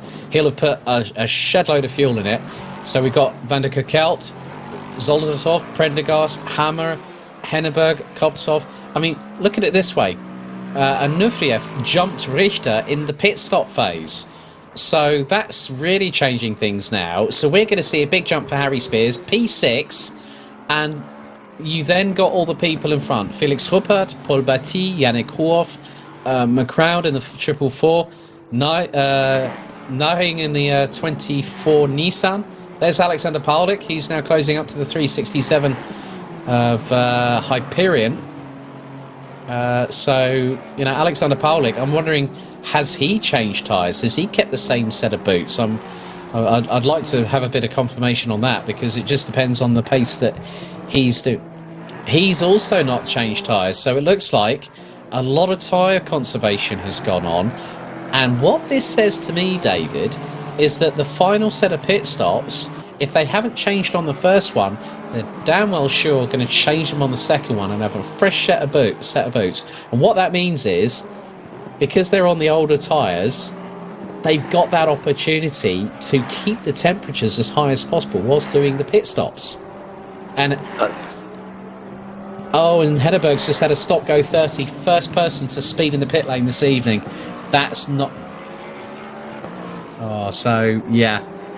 That was like a 1-2 hammer blow for Henneberg there. Yeah, that's not the best, really. A stop go 30-second penalty, and he's still got another pit stop to do as well, as we see Felix Ruppert and Paul Batty into pit lane just now. So, yeah, that's not exactly what you want. But back to the battle for 6th and 7th, that will be the battle for 1st, 2nd and 3rd. Spears has done another lap there, but the problem is he is significantly hampered with those tyres. He's doing 2:07, and Onufriev is doing a 1:59.6, so that's over a second a lap that Onufriev is taking out of your provisional leader right now. So we'll see how that one pans out, but this is a cracking little battle here between Pavlik and Hyperion. Goes very, very wide. That is going to hand it on a silver platter then to Alexander Pavlik, and into the top 10 he goes as the pair of them dive into the pits. Yeah, and it's Pavlik's final stop. He's gone early. He's gone very early indeed. Harry Spears at the moment, now up into P3. And look, I'm just thinking here, Onufriev and Richter. Well, look, Richter's now put in a 1:59.337. He's gone purple in Sector 2. Ogorodnikov has also gone purple in Sector 1. So these... I mean, look at the times between Ogorodnikov and Richter at the moment, David. They are literally within 3 1,000ths of a second of each other. So I'm wondering if those switch to new rubber, because otherwise they wouldn't have those lap times. Yeah, 100%. It's the only reason that they can get that. You saw them dipping into the 2 minutes consistently through the latter half of their stint here. And what we're about to see is Harry Spears having the world's widest Lexus right now, because he is going to have to try and back them up as much as he can to that half an hour mark, and there's only 10 minutes to go. Then he can dive in, get some new boots on that thing, and then who knows what's going to happen. He has put himself in a wonderful position, Alex, for the tail end of this race. So don't discount Harry Spears from the podium right now. Yeah, I mean, it's just going to be a case of really going for it, and it's a bit like the efficiency of the martial arts. From my own experiences, like say take a samurai for instance, they won't draw their sword until they absolutely need to, and it's efficiency of motion, and that's what some drivers are going to try and do. You've now got a whole host of cars now, 6 of them, that have done both pit stops, and I think we've just had someone else dive into the pits. Yeah, Spears is into the pits then, so 40 minutes left to go, Alex. Now, I've also noticed that Ogorodnikov has got past Richter there. So what has happened to Richter? Richter's all the way down. In fact, no, he's just dropped down to 4th place. So it's just a straight move on Bastian Richter, your race leader, who was looking so good then, is now essentially down into 3rd place. Yeah, well, I mean, he was the runner-up at the Silverstone British Classics anyway, so he, we saw him go for that one, and he's still. I don't think he's out of it yet. There's still time. There's over 40 minutes, and it's down to how much Bastian Richter wants it, and Anufiyev and Ogorodnikov want it just as badly. They're all in exactly the same machinery. They'll have their own different sort of setups. And look at this wonderful shot. A big thank you to Mike Yao from Simply Race, and that is I think that is the iconic Ferris wheel that camera shot just came from. That's spectacular and a half, eh? Has he sneaked up there after hours? I think he's going to be getting a slap on the wrist from the track control here. Well, if they did see someone with a minus helmet light on, then that's probably him. And that's just on a Tuesday. Yeah, well, there you go. But we digress. But yeah, now Harry Spears he's the highest placed driver to have done his 2 mandatory pit stops. So he's currently P16 now, because Mike Veerman is now ahead of him, but by only 2.5 seconds. And if Harry Spears has got those new fresh boots on that Lexus and quite a lot of fuel in the tank, then that car could be one to reckon with. I think maybe he could be on for a top 5 if he really gets a move on. I mean, Sven Rosenbaum, it's not been the easiest race for the 107 from Germany. He's going to have he's got a tall order to find, but I think out of all the Honda drivers, Alexander Paulik has been the one that's really mastered that. And considering we are at one of the tracks owned by Honda Motor Corporation as well, so Paulik, let's see if he can really start putting some fast laps in the next 38 minutes to get that NSX GT3 as high up the order as possible. Now, do we know what happened to Sven Rosenbaum? Because at one point he was actually 10th place, and I'm presuming he got himself into some sort of mischief because he dropped all the way back just before his pit stop. So, yeah. Just hearing he had an incident with, he was the one that was involved with Mike Veerman on lap 2 there. So, again, a fairly decent recovery drive, you've got to say, from Sven Rosenbaum. He's got the pace to be much higher up than he is just now. But again, one of the few drivers, Alex, that have done both their pit stops. Yeah, it's now about seeing how how the story sort of pans out in front of us, because as we found out with the British Classics, everything was on the table. It's the same here at Suzuka for Japanese night. You can't really sort of like say, oh, is that going to happen? Is this going to happen? There's so many what ifs. There's so many woulda, coulda, shouldas. What if, what if I could not have that incident? We're going to have a replay now at the moment, and this is from earlier on in the race. And this is going into the hairpin. And up the inside, yeah, that is the 142 of Mike Veerman. And yeah, he just literally, Veerman spins Horsenbaum 180 degrees backwards up towards the top part of the crest on the hairpin. And yeah, he's been working like crazy to try and get back. The sparks flying from the back end of that diffuser as he's trying to close on Ornst there in the 307 Lexus for 23rd position going through the S-bends. So yeah, it's one incident can be, if it's the slightest of incidents, it can not affect you. But I think that spin after that contact with Veerman really hampered Sven Horsenbaum's race, and he's probably thinking, I could be in the top 10 easily if I didn't have that moment. For sure. Again, it's coulda, shoulda, woulda. But you know, a decent recovery drive. He's doing everything that he possibly can. Is Sven Rosenbaum. Meanwhile, with the having a look at the leaders, McLeod currently in the lead, but he's the only driver I think up in that top 5 in the 444 machine. Now he's actually done a PB on that last lap round. He did a 2-minute 0.8. The tyres will be absolutely worn, but he'll be on absolute fumes right now, so that would explain why he's got the speed. But I mean, that must give some hope to Harry Spears to know that he can still get that sort of pace at that late in the race. He's just going to get faster and faster and faster.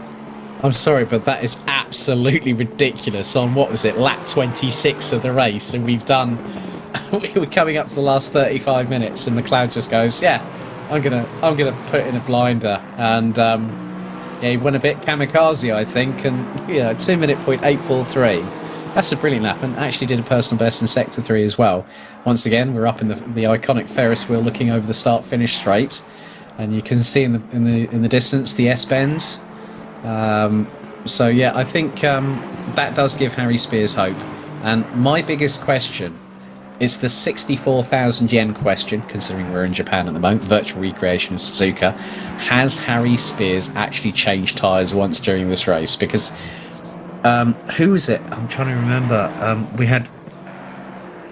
He did in his last up. Well, the good thing, remember Eric Diaz in the British Classics? He went for over an hour on a set of tyres in the Jag. You remember that, David? Or the Aston Martin? He went for over an hour, and I think a lot of drivers after the Silverstone British Classics went, you know what, I'm not going to do an Eric Diaz. I'm going to do the first pit stop. I know that I've got plenty of wear still left. They don't want to wreck them down to the canvas. But Harry Spears, at the moment, he is only 4.52 seconds off of the number 17 of, I think that looks to be Belgium's Hadoux Antoine in 14th place. So Harry Spears is starting to get a move on here, as Ludvigsson from Iceland now pits from 12th position. That gives Kopsov the opportunity to take 12th position. That means that Harry Spears has also been gifted another position with 33 minutes and 42 seconds to go on the clock.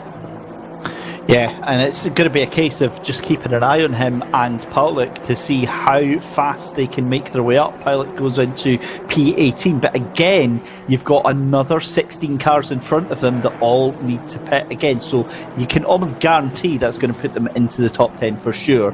I think Spears is going to be almost certainly into the top 5. Now, a bit of an odd one there is Hyperion in the 367 does a 1:59.2. I think that is one of the fastest laps that we've had tonight. In fact, the only time it was 4,000 off of it. Oh, there we go. There goes Sven Rosenbaum up the inside. A little bit of a banister move there from Sven Rosenbaum to get the move done, but that's been coming for laps and laps and laps, and he's finally got that one done.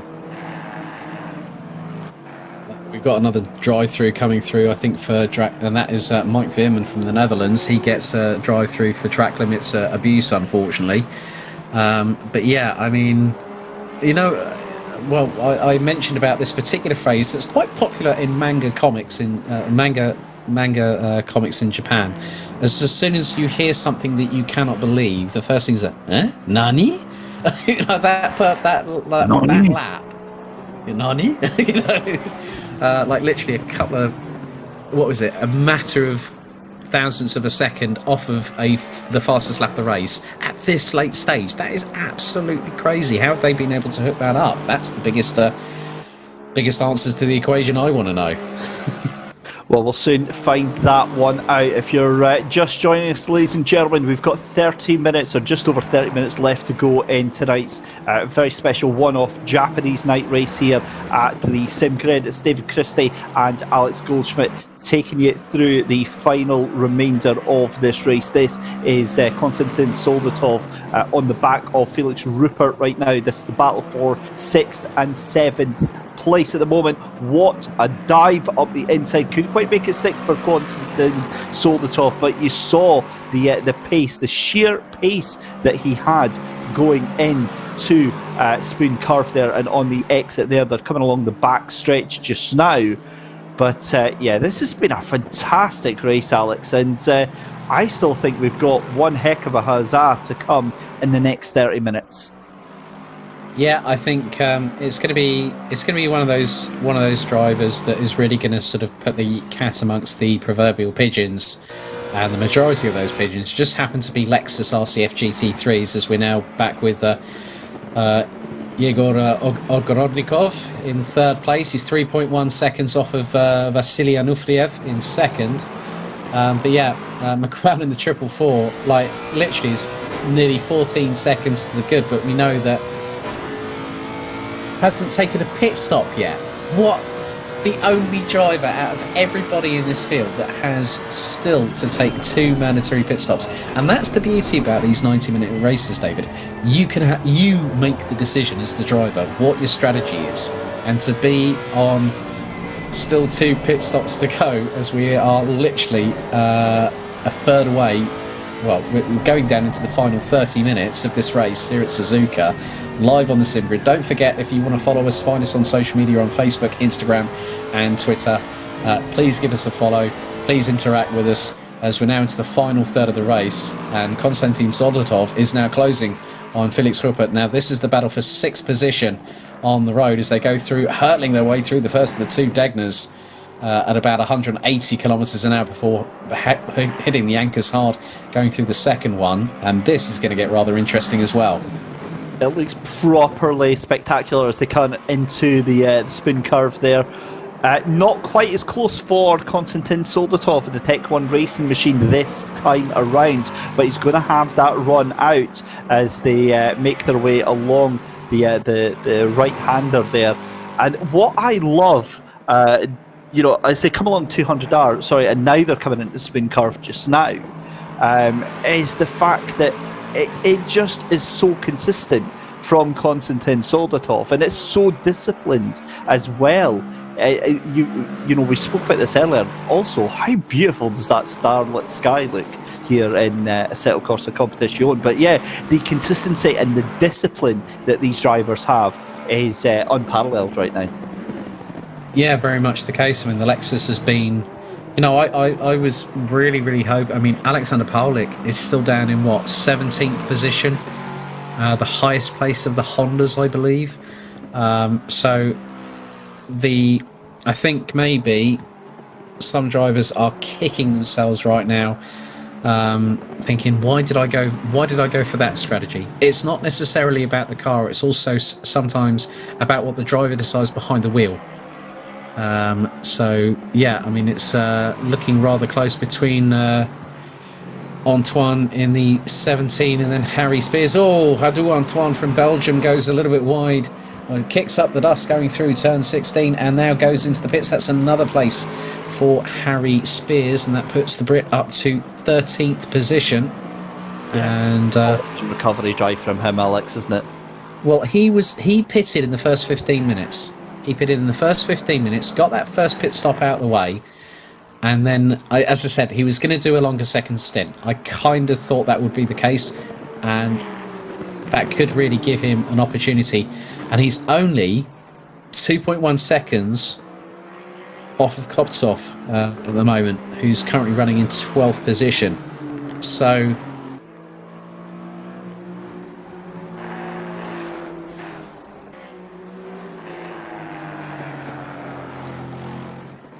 27 minutes left to go in the race here, and again, Konstantin Soldatov trying to look up the inside. He gets a nose in front. He might have got it done already. They're side by side.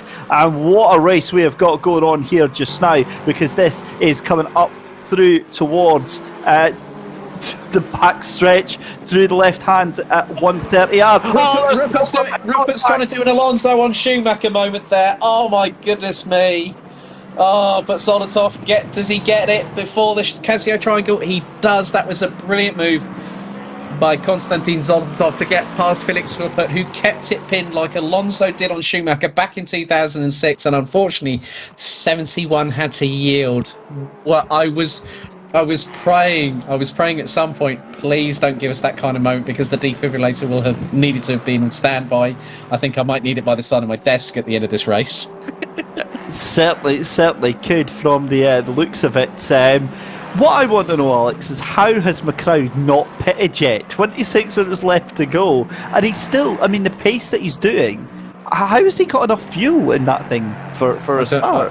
I don't know, but he's going to have to banzai through those 2 pit stops rather quickly, because we're now on lap number 32 with 25 minutes and 45 seconds still to go. McLeod has really... I mean, he's doing an Eric Diaz, isn't he? Yeah, he's done an Eric Diaz, like in the British Classics. Only we've got a Japanese night here at Suzuka. It's crazy. I don't know how... If that strategy puts McLeod in the top 10 at the end of the race, I will be very, very much surprised. That's a complete left field strategy that McLeod has got at the moment, but it's dependent on when the 444 decides to blink, pulls it into the pits, serves the first pit stop, and I've got a feeling that might be a possibility of 2 rather rapid pit stops, and it'll be a splash and dash at the end for the final pit stop to go towards the end of the race itself.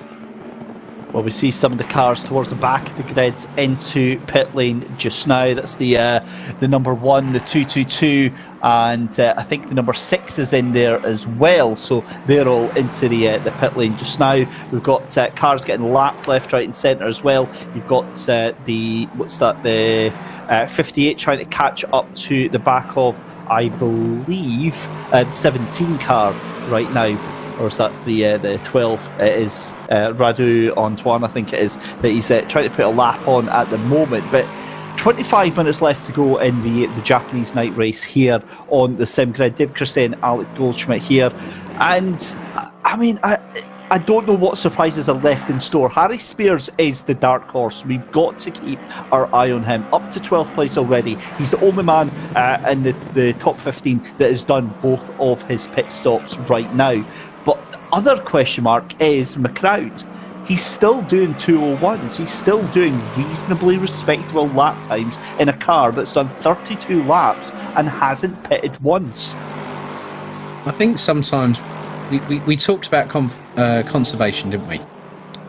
So effectively, if McLeod has been using slipstream, first of all, that's going to help the tyres no end. Okay, the driver's going to be in dirty air, and there is McLeod running a little bit wide, coming out of that would have been Spoon Curve. Sparks flying from the rear diffuser, going through into 130R, where we're going to have another side by side. That's Chris Cooper trying to go up the inside of Marc Bastida, but that doesn't help. And then the lead is now coming across them as Cooper plants it around the outside, going into the Casio triangle. That was well sighted there by Chris Cooper. Saw that Bastida lost a run of momentum. Yeah, McLeod has just pitted from the lead on lap number 33 of this race.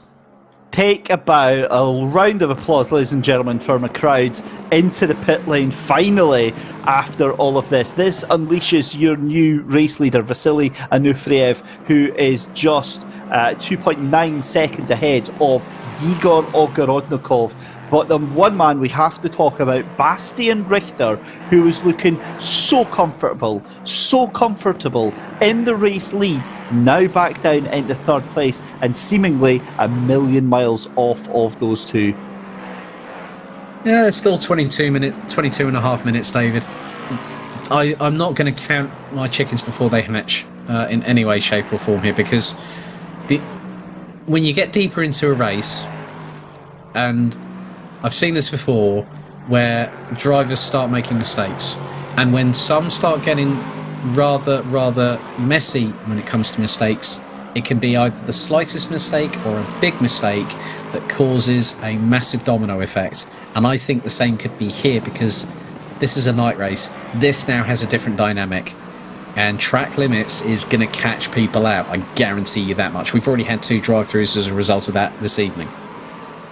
Just looking here as Bastian Richter currently fighting. Now, who is that is in there? I think that is a back marker that he's coming across. That is the number 17. So that is Radu Antoine from Belgium that he's trying to put a lap down. And Radu is currently in P23 at the moment, so the leaders up to the top 20s, as we've still got side by side. This is Lucas Kreuzer and Sigur Ludvigsson having a cracking little ding-dong battle. And again, we've said it all the way through, Alex, it doesn't matter what pace you're at on this split, you're always going to have a brilliant battle regardless. I mean, that was what really impressed me at the British Classics, and we're seeing the same here at the Japanese night here at Suzuka, and we're still just over 20 minutes to go. It's anyone's guess what's going to happen.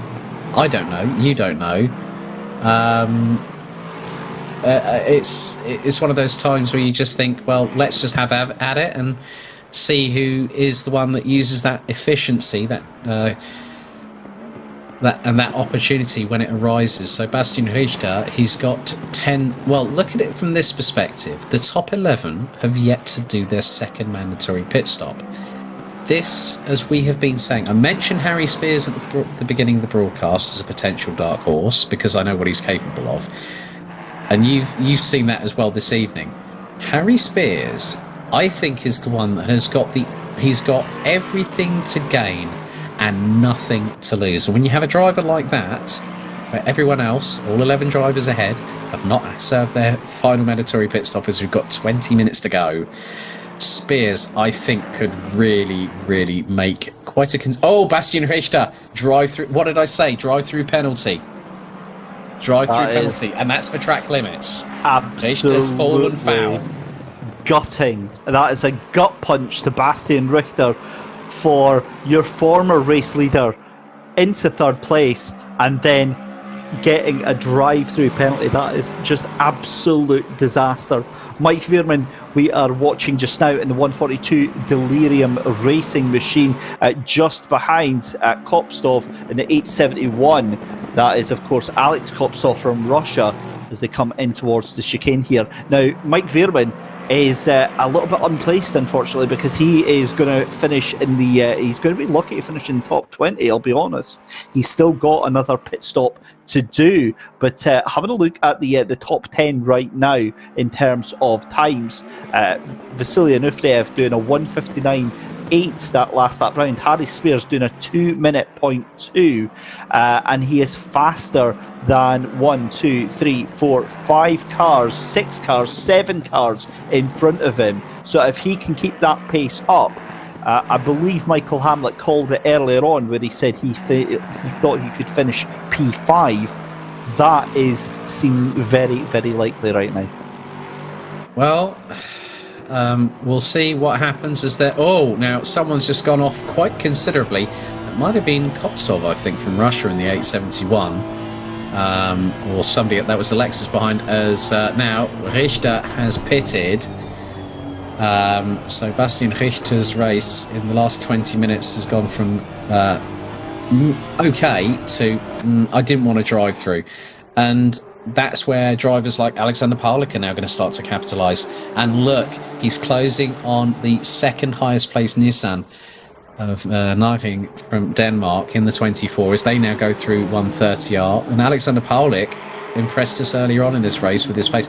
Look at the closing speed he's got on the Nissan. The handling on that Honda is working really well. The track temperature now is 2 degrees colder than what it was. As now Naring pits, and that unleashes Paulik, and he's got a little bit of time to find. Well, he's actually going to be in 13th place. He's 17.1 seconds behind Harry Spears, who's now in 12th position. But it's dependent on who, out of the top 11, when are they going to make that final pit stop? How much fuel are they going to put in? Are they going to chance it and put new tyres on? if they have already done that on the first stint, they'll have a little bit of an advantage in the back pocket. But it's dependent on how long that pit stops take at the end of the day, David. That's where the strategy really counts. Yeah, and we're getting to the stage where they might not even take tyres, or they might not take fuel, one or the other, in order to do a sort of splash and go. The thing that's interesting me, though, is the fact that Harry Spears in 12th place, the difference in time, the gap between him in 12th place and 3rd place at the moment is 46 seconds. Now, that is not within the realms of strangeness, especially if Van de Kekelt decides to take quite a lengthy pit stop. So he's potentially going to do even better than that 5th place, depending on the pit stop times. Although you'd think that anybody leaving it this late is not going to have that much of a pit stop to do with tyres or fuel. Yeah, I agree. I think, the thing is you can fill up with like 1 or 2 litres of fuel. And if you need tyres, okay, what's that going to be? So like 20, 30 seconds in the pits at a standstill.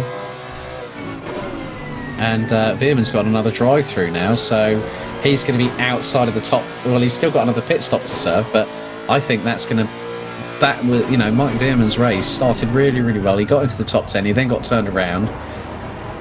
And that's within the last 10 laps that Mike Veerman is the first driver this evening to get 2 drive-through penalties for abusing track limits excessively. Well, I suppose you might as well be known for something.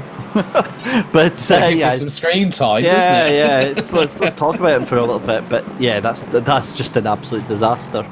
But what I love, right, and again, coming from sim racing myself, Alex, Mike Veerman's race has just now been nuked. There's nothing he can do. There's absolutely no way he's going to finish in the top 30. And yet he's still here. He's still going in and he's still carrying on. And that is what I love about the drivers at the sim grid, is consistently they will stick with it to the end. Come hell or high water, they want to finish the race. And the sense of achievement in that is absolutely massive. So yeah, you've got to take your hats off to them and give them full credit for that. I completely agree, and also what this is also going to provide for Mike Veerman is a learning experience, because every driver that wants to get better, they learn by doing, and that's where and that's basically like in life. You learn through life by doing things and by making mistakes as a child, as an adult, whatever. But in racing, it's exactly the same principle. It's like this never-ending circle, and you get better and better, but no one's 100% perfect behind the wheel. Mike Veerman's going to be kicking himself like crazy, going, why did I get myself 2 stupid drive-throughs because I didn't drive cleanly enough? And that's really scuppered his race. Bastian Richter is also another one who'll be kicking himself and saying, oh, I shouldn't have done that. But then there are other drivers, like Harry Spears has kept it clean, Alexander Paulik, Chris Cooper, who apparently blamed his kids and Fortnite for I think it was a slight disconnect or something like that earlier on in the race, which is why he ended up in the pits. I'm not too sure, but I did notice that on the YouTube chat. But Chris Cooper now up into 15th position. It was Ibiata that actually disconnected, but Chris Cooper was like saying, someone was saying about Fortnite. Who'd have thought that would have made it onto a SimGrid broadcast there? But Hosenbaum, look, up into P16. So the Hondas of Paulik and Hosenbaum, I think, along with Harry Spears, could really, really make an interesting dynamic in the next 13 minutes. They certainly could. We'll see how that one pans out in the next 10 and a bit minutes here on the Sim Grid. What a cracking 75 minutes that we've had already, and we are now into the death throes of this Japanese special one-off race here at the Sim Grid. It's still Vasily Onufriev in the lead, 38 laps in, 3.7 seconds from Igor Ogorodnikov, who was being the word to start closing up that gap, but it's not going to be, because it's now going the other way. Niels van der Kekelt 20 seconds behind that in absolute no man's land. And then you've got Soldatov in 4th place with Rupert in 5th. Kieran Prendergast in 6th place. It's then Bastian Richter, who has just had an absolute second half to forget right now. was leading the race for a good majority of this race, and now has been just caught really unaware there down into 7th place. McLeod, God knows how he's in 8th place. I've got no idea how he's managed to do that. But Paul Boutet into 9th place as well, as we see Yannick Hamer in the GTR into pit lane as well. But all eyes right now, Harry Spears in the 285 Lexus is the first person, the leading car that has done his pit stops right now. This potentially is going to get him closer to that top 10. Yeah, Yannick Hamer has now pitted for the final time from 11th. That position has now gone to Harry Spears, and Harry Spears is now 6.2 seconds behind Germany's Yannick Ruoff in the 297 Lexus, rounding out the top 10, who in turn is about 10 seconds behind Francis Paul Batty in 9th, and then McLeod in the 444 is in 8th, ahead of Bastien Richter. Behind Bastien Richter, who in turn is behind Kieran Prendergast. Felix Ruppert rounds out the top 5, and there is Chris Cooper. He's battling away, and that is Sven Rosenbaum just behind. So the Hondas starting to come good in these dying stages of the race, and looks like someone is flashing them from behind. That is the leader, Vasily Anufriev, trying to go up the inside of Sven Rosenbaum, who quickly obliges and allows Vasily Anufriev to get past in the number 77 from Russia. So good job there, and it's nice to see that the drivers are using every single bit of their peripheral vision, and also all the mirrors that they'll have on their screens at home on their simulators. So good driving there from Sven Rosenbaum. Oh, I don't know if that was just me, Alex, but that was a little bit close for comfort for my liking between Anufriev and Rosenbaum. Not from Rosenbaum's side, I might add. But yeah, we've got a cracking little battle still going on between Ludvigsen and Hyperion for 20th. For 20th and 21st position. Hyperion, you'll remember, was blazingly fast before he got forced to do his pit stop there. That also means that Tommy Villan is on the back of that battle as well. So this is a brilliant little fight. 10 minutes to go in the race. This is now starting to heat up very, very nicely indeed. I mean, looking at it from this perspective, Tommy Villan was actually up into the bottom part of the top 20. And, you know, both Tommy and Klaus Neiding have both made up positional gains. And it sounds like Villan has just spun it from 22nd position at the hairpin of all places. That's not been the kindest corner on this circuit to a couple of people. So yeah, I mean, you know, Villan and Neiding have made up the most positional gains, around sort of 13 or 14 places each, respectively. But now Villan, all that hard work has sort of like been thrown to one side and swept under the carpet. Let's have a look at the replay here. So there is Tommy Villan going into the braking zone, runs a little bit wide. Yeah. The back end just stepped. I think he just caught it on the white line. And when you go onto a painted surface, and if it starts to get colder, look, yellow flags are out, and we've had and that is we just heard that the Belgian in the form of Antoine has just crashed, and that was Antoine. That was the Belgian was the one that brought out the yellow flag. So look at the track temperature, David. It's gone down to from 14 to 11 degrees Celsius. The track temperature now that the server is at 8:33 p.m. local time here at Suzuka, that track temperature is dropping, and it starts to catch people out as well in the process. Yeah, we see McLeod being the first one to blink in that top 10 then. He takes his final pit stop. That is going to move Harry Spears into the top 10 as we're still watching this battle for 19th and 20th position. They're almost side by side. That's the 367 of Hyperion. He's going to get it done on the inside there. That was 130. Oh, love it, contact! And Hyperion nudged off into the corner there and tries to do the swipe back. That's not going to happen. And Ludvigsen manages to live and tell the tale another day. But yeah, that was getting a little bit fiery between those two. You didn't want them both going side by side through into the Degners there. that was like grab a hold of something and hang on for dear life. and there was a bit of door bashing between the pair of them, and they both got off, I think, quite lightly with that, as Igor Ornst in the 307 now closing on the back bumper of the number 24 Nissan of Klaus Neiring, who's in 17th position. They now go flying through 130R at about 230 kilometres an hour in 5th gear. So this battle looking rather tasty in its own right, but yeah, we've got 6 minutes and 50 seconds to go. Everyone, apart from all the way down to Yannick Horhoff, have yet to make their final pit stop. It's about who blinks first. Just keep your eyes on Bastian Richter, though, David, because he's 1.1 seconds behind Kieran Prendergast. So Richter still factoring into this race in some respects, and Yegor Ogorodnikov now pits from P2, and that is his final pit stop with 6 minutes and 20 to go. He's the first one to blink. So, yeah, that's going to be really, really interesting now. Let's see how that one happens, because he comes out P5 just behind. That is Soldatov, and I believe that was Rupert that have just went past him just now. That'll sort itself out on the timing screens very, very shortly. Back to this battle though for Igor Ornst and Hyperion now. Back on the fight there. Bastian Richter though into the pit lane along with Paul Batty, and that's 8th and 9th. Now that means that Spears is going to move up very, very quickly, and this is wow, I do wonder actually. I'm just looking at the time difference between Soldatov and Spears. It's 35 seconds. Spears could be on for either 4th or 5th place here. This is just crazy run from Harry Spears.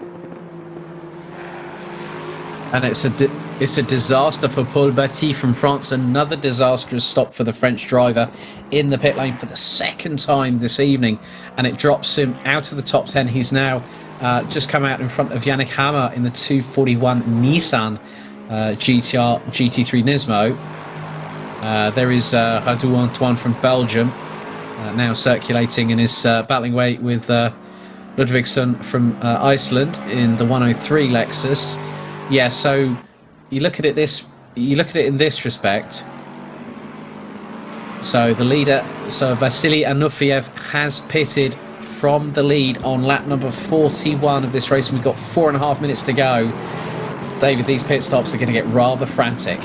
It's going to get very, very busy in pit lane. P2 into pits as well. That is Niels van der Kekelt that is gone into pit lane as well. So they need to get very, very fast stops, and they need to make sure they're not getting caught out by traffic there. Soldatov stays out, so Soldatov will take the I think he might take the lead, but it depends, because I think Anufriev had enough of a gap to stay in the lead. We'll find out as the cars sort themselves out. But Anufriev out into P2. Soldatov takes provisional leads, but again he has got one more hit. And look at that, Spears up into 8th place. He's going to take 7th for sure. He's going to take 6th, and can he take 5th place? That is the question. Yeah, he's just about to come across the finish line now, David, and this is where the change is going to happen. Prendergast has pitted, so Spears now up to 7th. That's going to really, really change how things up. But he's got Yannick Horhoff still ahead. Soldatov still hasn't pitted, so him and Horhoff are the last two to pit. Ludvigsson gets a drive-through for track limits abuse, unfortunately. Zeko has had a drive-through, I think, for speeding in the pit lane, but is in the pits at the moment. So it's now down to Soldatov and Horhoff. When are they going to pit? Because effectively, I'm wondering what is the gap between Zolotatov and Spears, because it depends on where he comes out. We know he's going to overtake Horhoff anyway, because he's literally 4.5 seconds up the road from him. So this is where it really does depend on when Zolotatov blinks and decides to go, right, now's the time to pit. It's going to hand the lead back to Anufriev with Ogorodnikov up into 2nd. Van der Kekelt will be in 3rd. So it's going to be rather tight, I think, for 4th, 5th and 6th position, and it could come down to the line. We've got 2.5 minutes to go. It's anyone's guess. It certainly is. I'm just keeping an eye on the timing screens to see if Soldatov into the pits then, as we've got more cars into the pits. Ruov is the only man that hasn't pitted right now. We'll find out if he does on this lap round. We've got 2 cars fighting out side by side. That's Alexander Paulik and McLeod. Look at that, and that is Paulik getting forced out wide by McLeod, who jumps up into in fact, sorry, excuse me, that's Kieran Prendergast that's fighting with Paulik. That's for 9th place. Paulik was going around the... oh no, do not do this to me, Alexander Paulik, you absolute brazen individual. Decides discretion's the better part of valor. But look, Prendergast runs wide, and Soldatov's got a slow stop. Harry Spears now P4. What? Are you kidding me? I think in the words of John McEnroe, you cannot be serious. What? 10 second loss, and now the battle between Prendergast and Paulik ends up being for 8th position, as they've just both got... oh, that's a second and a half from Alexander Paulik, and he gets a bit of a tank slapper. Oh, he loses the back end. Oh, no. It's all gone wrong. It's all gone wrong for Alexander Paulik. He looked up the inside. He went for it. He went a bit banzai. And unfortunately, that did not work out for the Honda driver there. That's a real shame for Alexander Paulik. He's just undone all that hard work, and he could have gotten P8 at the line. Alexa, play Desposito. That is exactly what not a time to say that. Right on the last lap of the race. That is heartbreak and a half. Hyperion getting a drive through, as well as Antoine as well. Oh my goodness. I cannot believe though that 4th place at the moment, Harry Spears. What a drive for him. You saw it coming. There was no need to be that aggressive, Alex, going in towards the final 2 minutes of the race. If you ask me, he tried to throw it in, and it was never going to work. So we're going on to the final lap with Russia's Vasily Anufriev leading onto the 45th final lap of what's been an interesting Japanese night here on the SimGrid. A big thank you to you all for watching wherever you are in the world. Don't forget, you can follow us on Twitter, you can like our page on Facebook, and also follow us on Instagram. You can also, if you want to join the SimGrid, you can also go to beta.thesimgrid.com to find out about daily races which are happening all across the world. And also you can head to thesimgrid.com to find out what events are up in the not too distant future. We've also got quite a lot of resumption. We've got the Endurance Cup, we've got the Sprint Cup, we've got more female races with Thrustmaster on the way in the next few weeks or so. But there we go, David. The timer has struck 0. What a race it's been here at Suzuka. And it's not over yet. Vasily Anufriev leading Igor Ogorodnikov by 1.5 seconds right now, and they're coming up to some traffic. Oh my goodness me. So Bastian Richter moves up to 6th place, and Soldatov's race just goes from bad to worse right now. So Soldatov down into P7. That gap between Anufriev and Igor Ogorodnikov now just 1.1 seconds as well. They've only got a couple of corners. They're coming up across some back markers or some lap traffic. That is the number 6 that they're going to come across just now. That's Isaac Moreno from Spain. But I think it's going to be too little too late, because Moreno is in between Anufriev and Ogorodnikov, and I think that's going to be all she wrote for this race as they come in towards the final chicane. Your race leaders, though. It is. Sorry. It's going to be it's just really, really close. I saw them closing up on each other in 130R. But what a race, and Vasily Anufriev takes the victory here at Suzuka. And what's more, Igor Ogorodnikov makes it a Russian 1-2 here on Japanese soil. Wow. Who'd have thunk that, eh? Yeah, that is awesome stuff. Niels van der Kekelt is going to finish off in 3rd place. Harry Spears is going to come across the line in 4th place. This is the battle for 6th there. You can see Niels van der Kekelt weaving across the line there. Bastian Richter, though, going to hold on to that 6th place just ahead of Soldatov. Spears, absolutely stunning drive from Harry Spears. An incredible textbook recovery drive. Didn't really get himself into any action whatsoever, just kept himself to himself and managed to get 4th place. 6th place for Bastian Richter. Felix Rupert in 5th place. What a race for him. 7th place is going to be Konstantin Soldatov. Kieran Prendergast comes across the line in 8th place. Alexander Paulik in 9th place. It's McLeod in 10th. Paul Batty in 11th place. Yannick Hamer finishes 12th place. Look at this. Battle still going on for 14th and 15th. Sven Rosenbaum not giving it up until the final corner, until the final stretch of tarmac. But it's going to be in the books for Koptov in the 871 machine. And what a race they've had as well. Alex Koptov from Russia in that 871 Lexus. All the way back then, we've got Chris Cooper, the fellow Brit in the 48 Lexus, finishes P16. It's going to be Klaus Nyring across the line ahead of Igor Ornster for 17th and 18th. It's going to be Tomi Vilan in 19th place there, I believe it was. We'll just double check on the time screen there.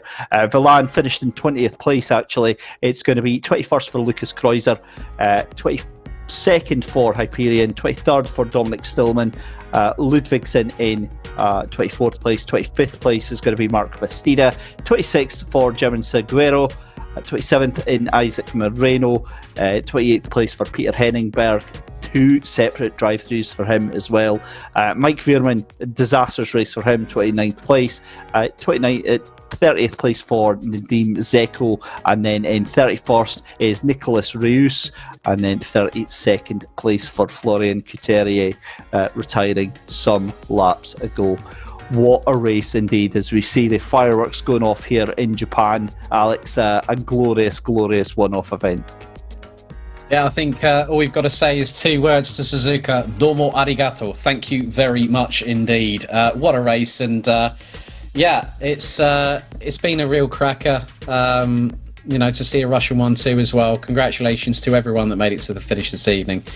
But yeah, we had the Alonso-style move on Schumacher happen this evening. I was hoping and praying it wasn't going to happen, and it nearly happened twice. But yeah, another great event here on the Sim Grid. And looking forward to seeing what's coming up in the next few weeks or so.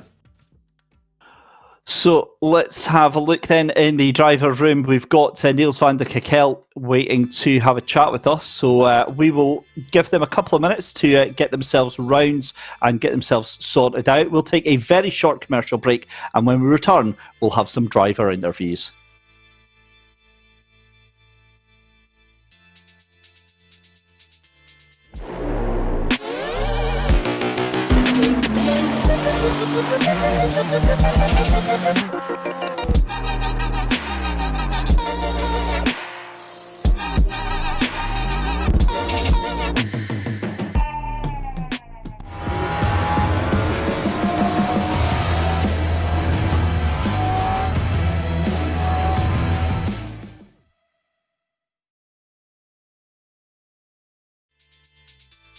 Welcome back, ladies and gentlemen, to the Sim Grid's Japanese night, and as we go to pick the bones out of that amazing, amazing race and Vasily Anufriev taking the race win. But we do have Niels van der Kekkel, your 3rd place finisher, in with us to have a little chat. We'll drag him in and bring him in. Niels van der Kekkel, congratulations, 3rd place, and you had to fight really, really hard to get that podium tonight. Well, thank you very much, first of all. It wasn't really a hard fight, to be honest. The top 3 guys just had a massive pace advantage. I think I got a really good start together with Harry. He made a mistake. That was all fine, and then I got lucky with Soldatov making a little error on the exit. But after that, I was pretty much on my own for the entire race, because the top 3 guys really got it for what was his name again? Who got a drive-through? I think it was Richter, wasn't it? Yeah, Bastian Richter. Yeah, really got it for him. I think he definitely deserved the podium. But yeah, I just got lucky with that, to be honest, because otherwise I would have been finished in P4, and that was it, pretty much. I just, it was a kind of boring race, to be honest. No battles apart from the first 2 laps. But I just tried to stay consistent, and I really had to focus at the end of the race because I was on 3 warnings as well. So I was just dropping off my pace a little bit to make sure I wouldn't get a drive-through penalty. But yeah, very happy with getting a very unexpected career. And I was trying to play it up and make it out that it wasn't a quiet race for you. We said that on the broadcast a couple of times, that you were stuck in no man's land, Neil. And how is that for a driver? Because obviously when you're in the thick of a battle, say you've got maybe another car or another 2 cars, it's considerably easy because you're just on it all the time. But it's quite difficult when you're by yourself, isn't it? Yeah, definitely. I'm easily distracted anyways. Luckily I was streaming, so I could kind of just talk away whilst driving. But yeah, it's definitely hard to keep your focus on it constantly. You do kind of get into a flow, but if you're as easily distracted as I am, then you're gonna start making silly little errors. Because I was on 0 warnings for I think almost an hour, and then I just took in the warnings in rapid succession, all because I was just too distracted because of driving on my own. So yeah, it's definitely not an ideal situation, but I've experienced it before, so I think using your experience, you'll be able to pull yourself through it. Now, it looks like you're the only driver that we've got having a chat with us tonight, so I'm going to take advantage and ask you a couple of more questions, Niels. We see you in quite a few of the different events hosted here on the sim grids, and I wanted to ask you about the preparation that you do for the events. What sort of warm-up routines do you go through, and how much practice do you actually do for the individual events? It all depends on the event, really. For events such as today, one-off race, I often just start practicing on the day itself. This often consists of doing a couple of hot laps in hot lap mode to test the limits of the track and see how fast I can really go in optimal conditions. And what I do often then is just hop into the practice server, load up the car with fuel, and just do a couple of laps. See what works, see what doesn't, adjust a couple of things here and there, and that's about it, really. And then for the bigger events, I prepare a little bit in advance. I'd say about a week, not really much more than that, because I just have so much racing going on during the week. I race almost every day of the week, so if I prepare for everything weeks in advance, I'll just be driving non-stop, which I'm kind of doing already. But yeah, that's just basically my preparation. I don't really have a warm-up routine or anything. I just I just hope for the best, and I always start a race positively. I'm always like, okay, let's go, even if a quali is bad, like today, because I did quite a bit of 58.7s in the practice server earlier, so I was kind of bummed out with my quali time, which still gave me a P7.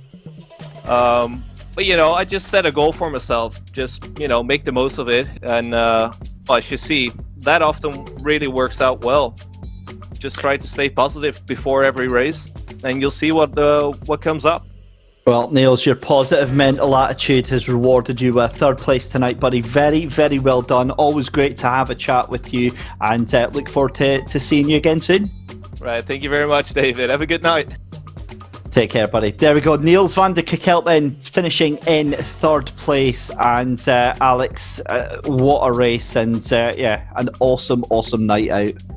Definitely, and that's just the start of things to come here on the Sim Grid for 2021. Just to give you all a bit of a reminder of upcoming events, Zolder hosts the 3rd round of the Endurance Cup this coming Saturday on the 9th of January. We then head to Misano for the next round of more female races by Thrustmaster on the 11th, And then next up, well, it's my next appearance here on the Sim Grid, will be our GT3 and GT4 multi-class event at Spa-Francorchamps, which will be, again, another 90-minute race on the 21st of January. You can see all the calendars up on your screens right now. If you do want to get involved, head to thesimgrid.com for further information on how you can register. And as you can see, some of the...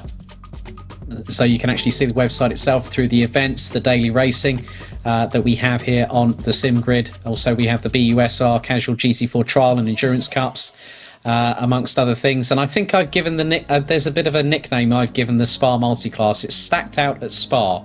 So that's I'll be back for then on the 21st. But a fantastic race here at Suzuka this evening, David.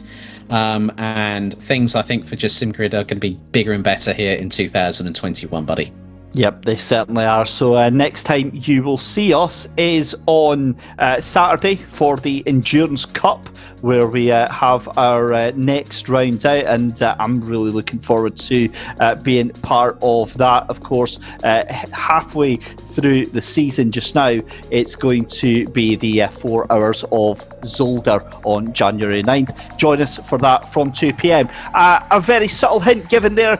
We've got to give a huge, massive thank you, as we always do, to our partners, Coach Dave Academy, as you saw flashing up there, your one-stop shop for premium and the fastest setups that you will find in Assetto Corsa Competizione. If you want to improve your game and you don't want to spend hours doing lap after lap and doing tweaks and trying to figure out what does what, head over to Coach Dave Academy. And if you want to be even faster, make sure you have using Thrustmaster equipment.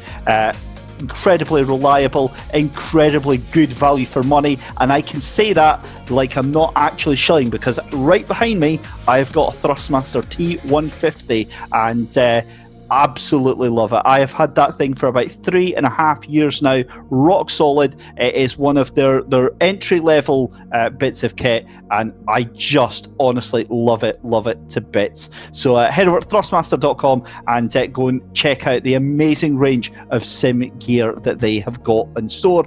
And that is us from the Sim Grid's Japanese night. Alex, any final words? Well, I think I'm looking forward to whenever I make an appearance again on the Sim Grid. Every single time I'm excited, and it's going to be action-packed all the way. Bring it on. Excellent stuff there.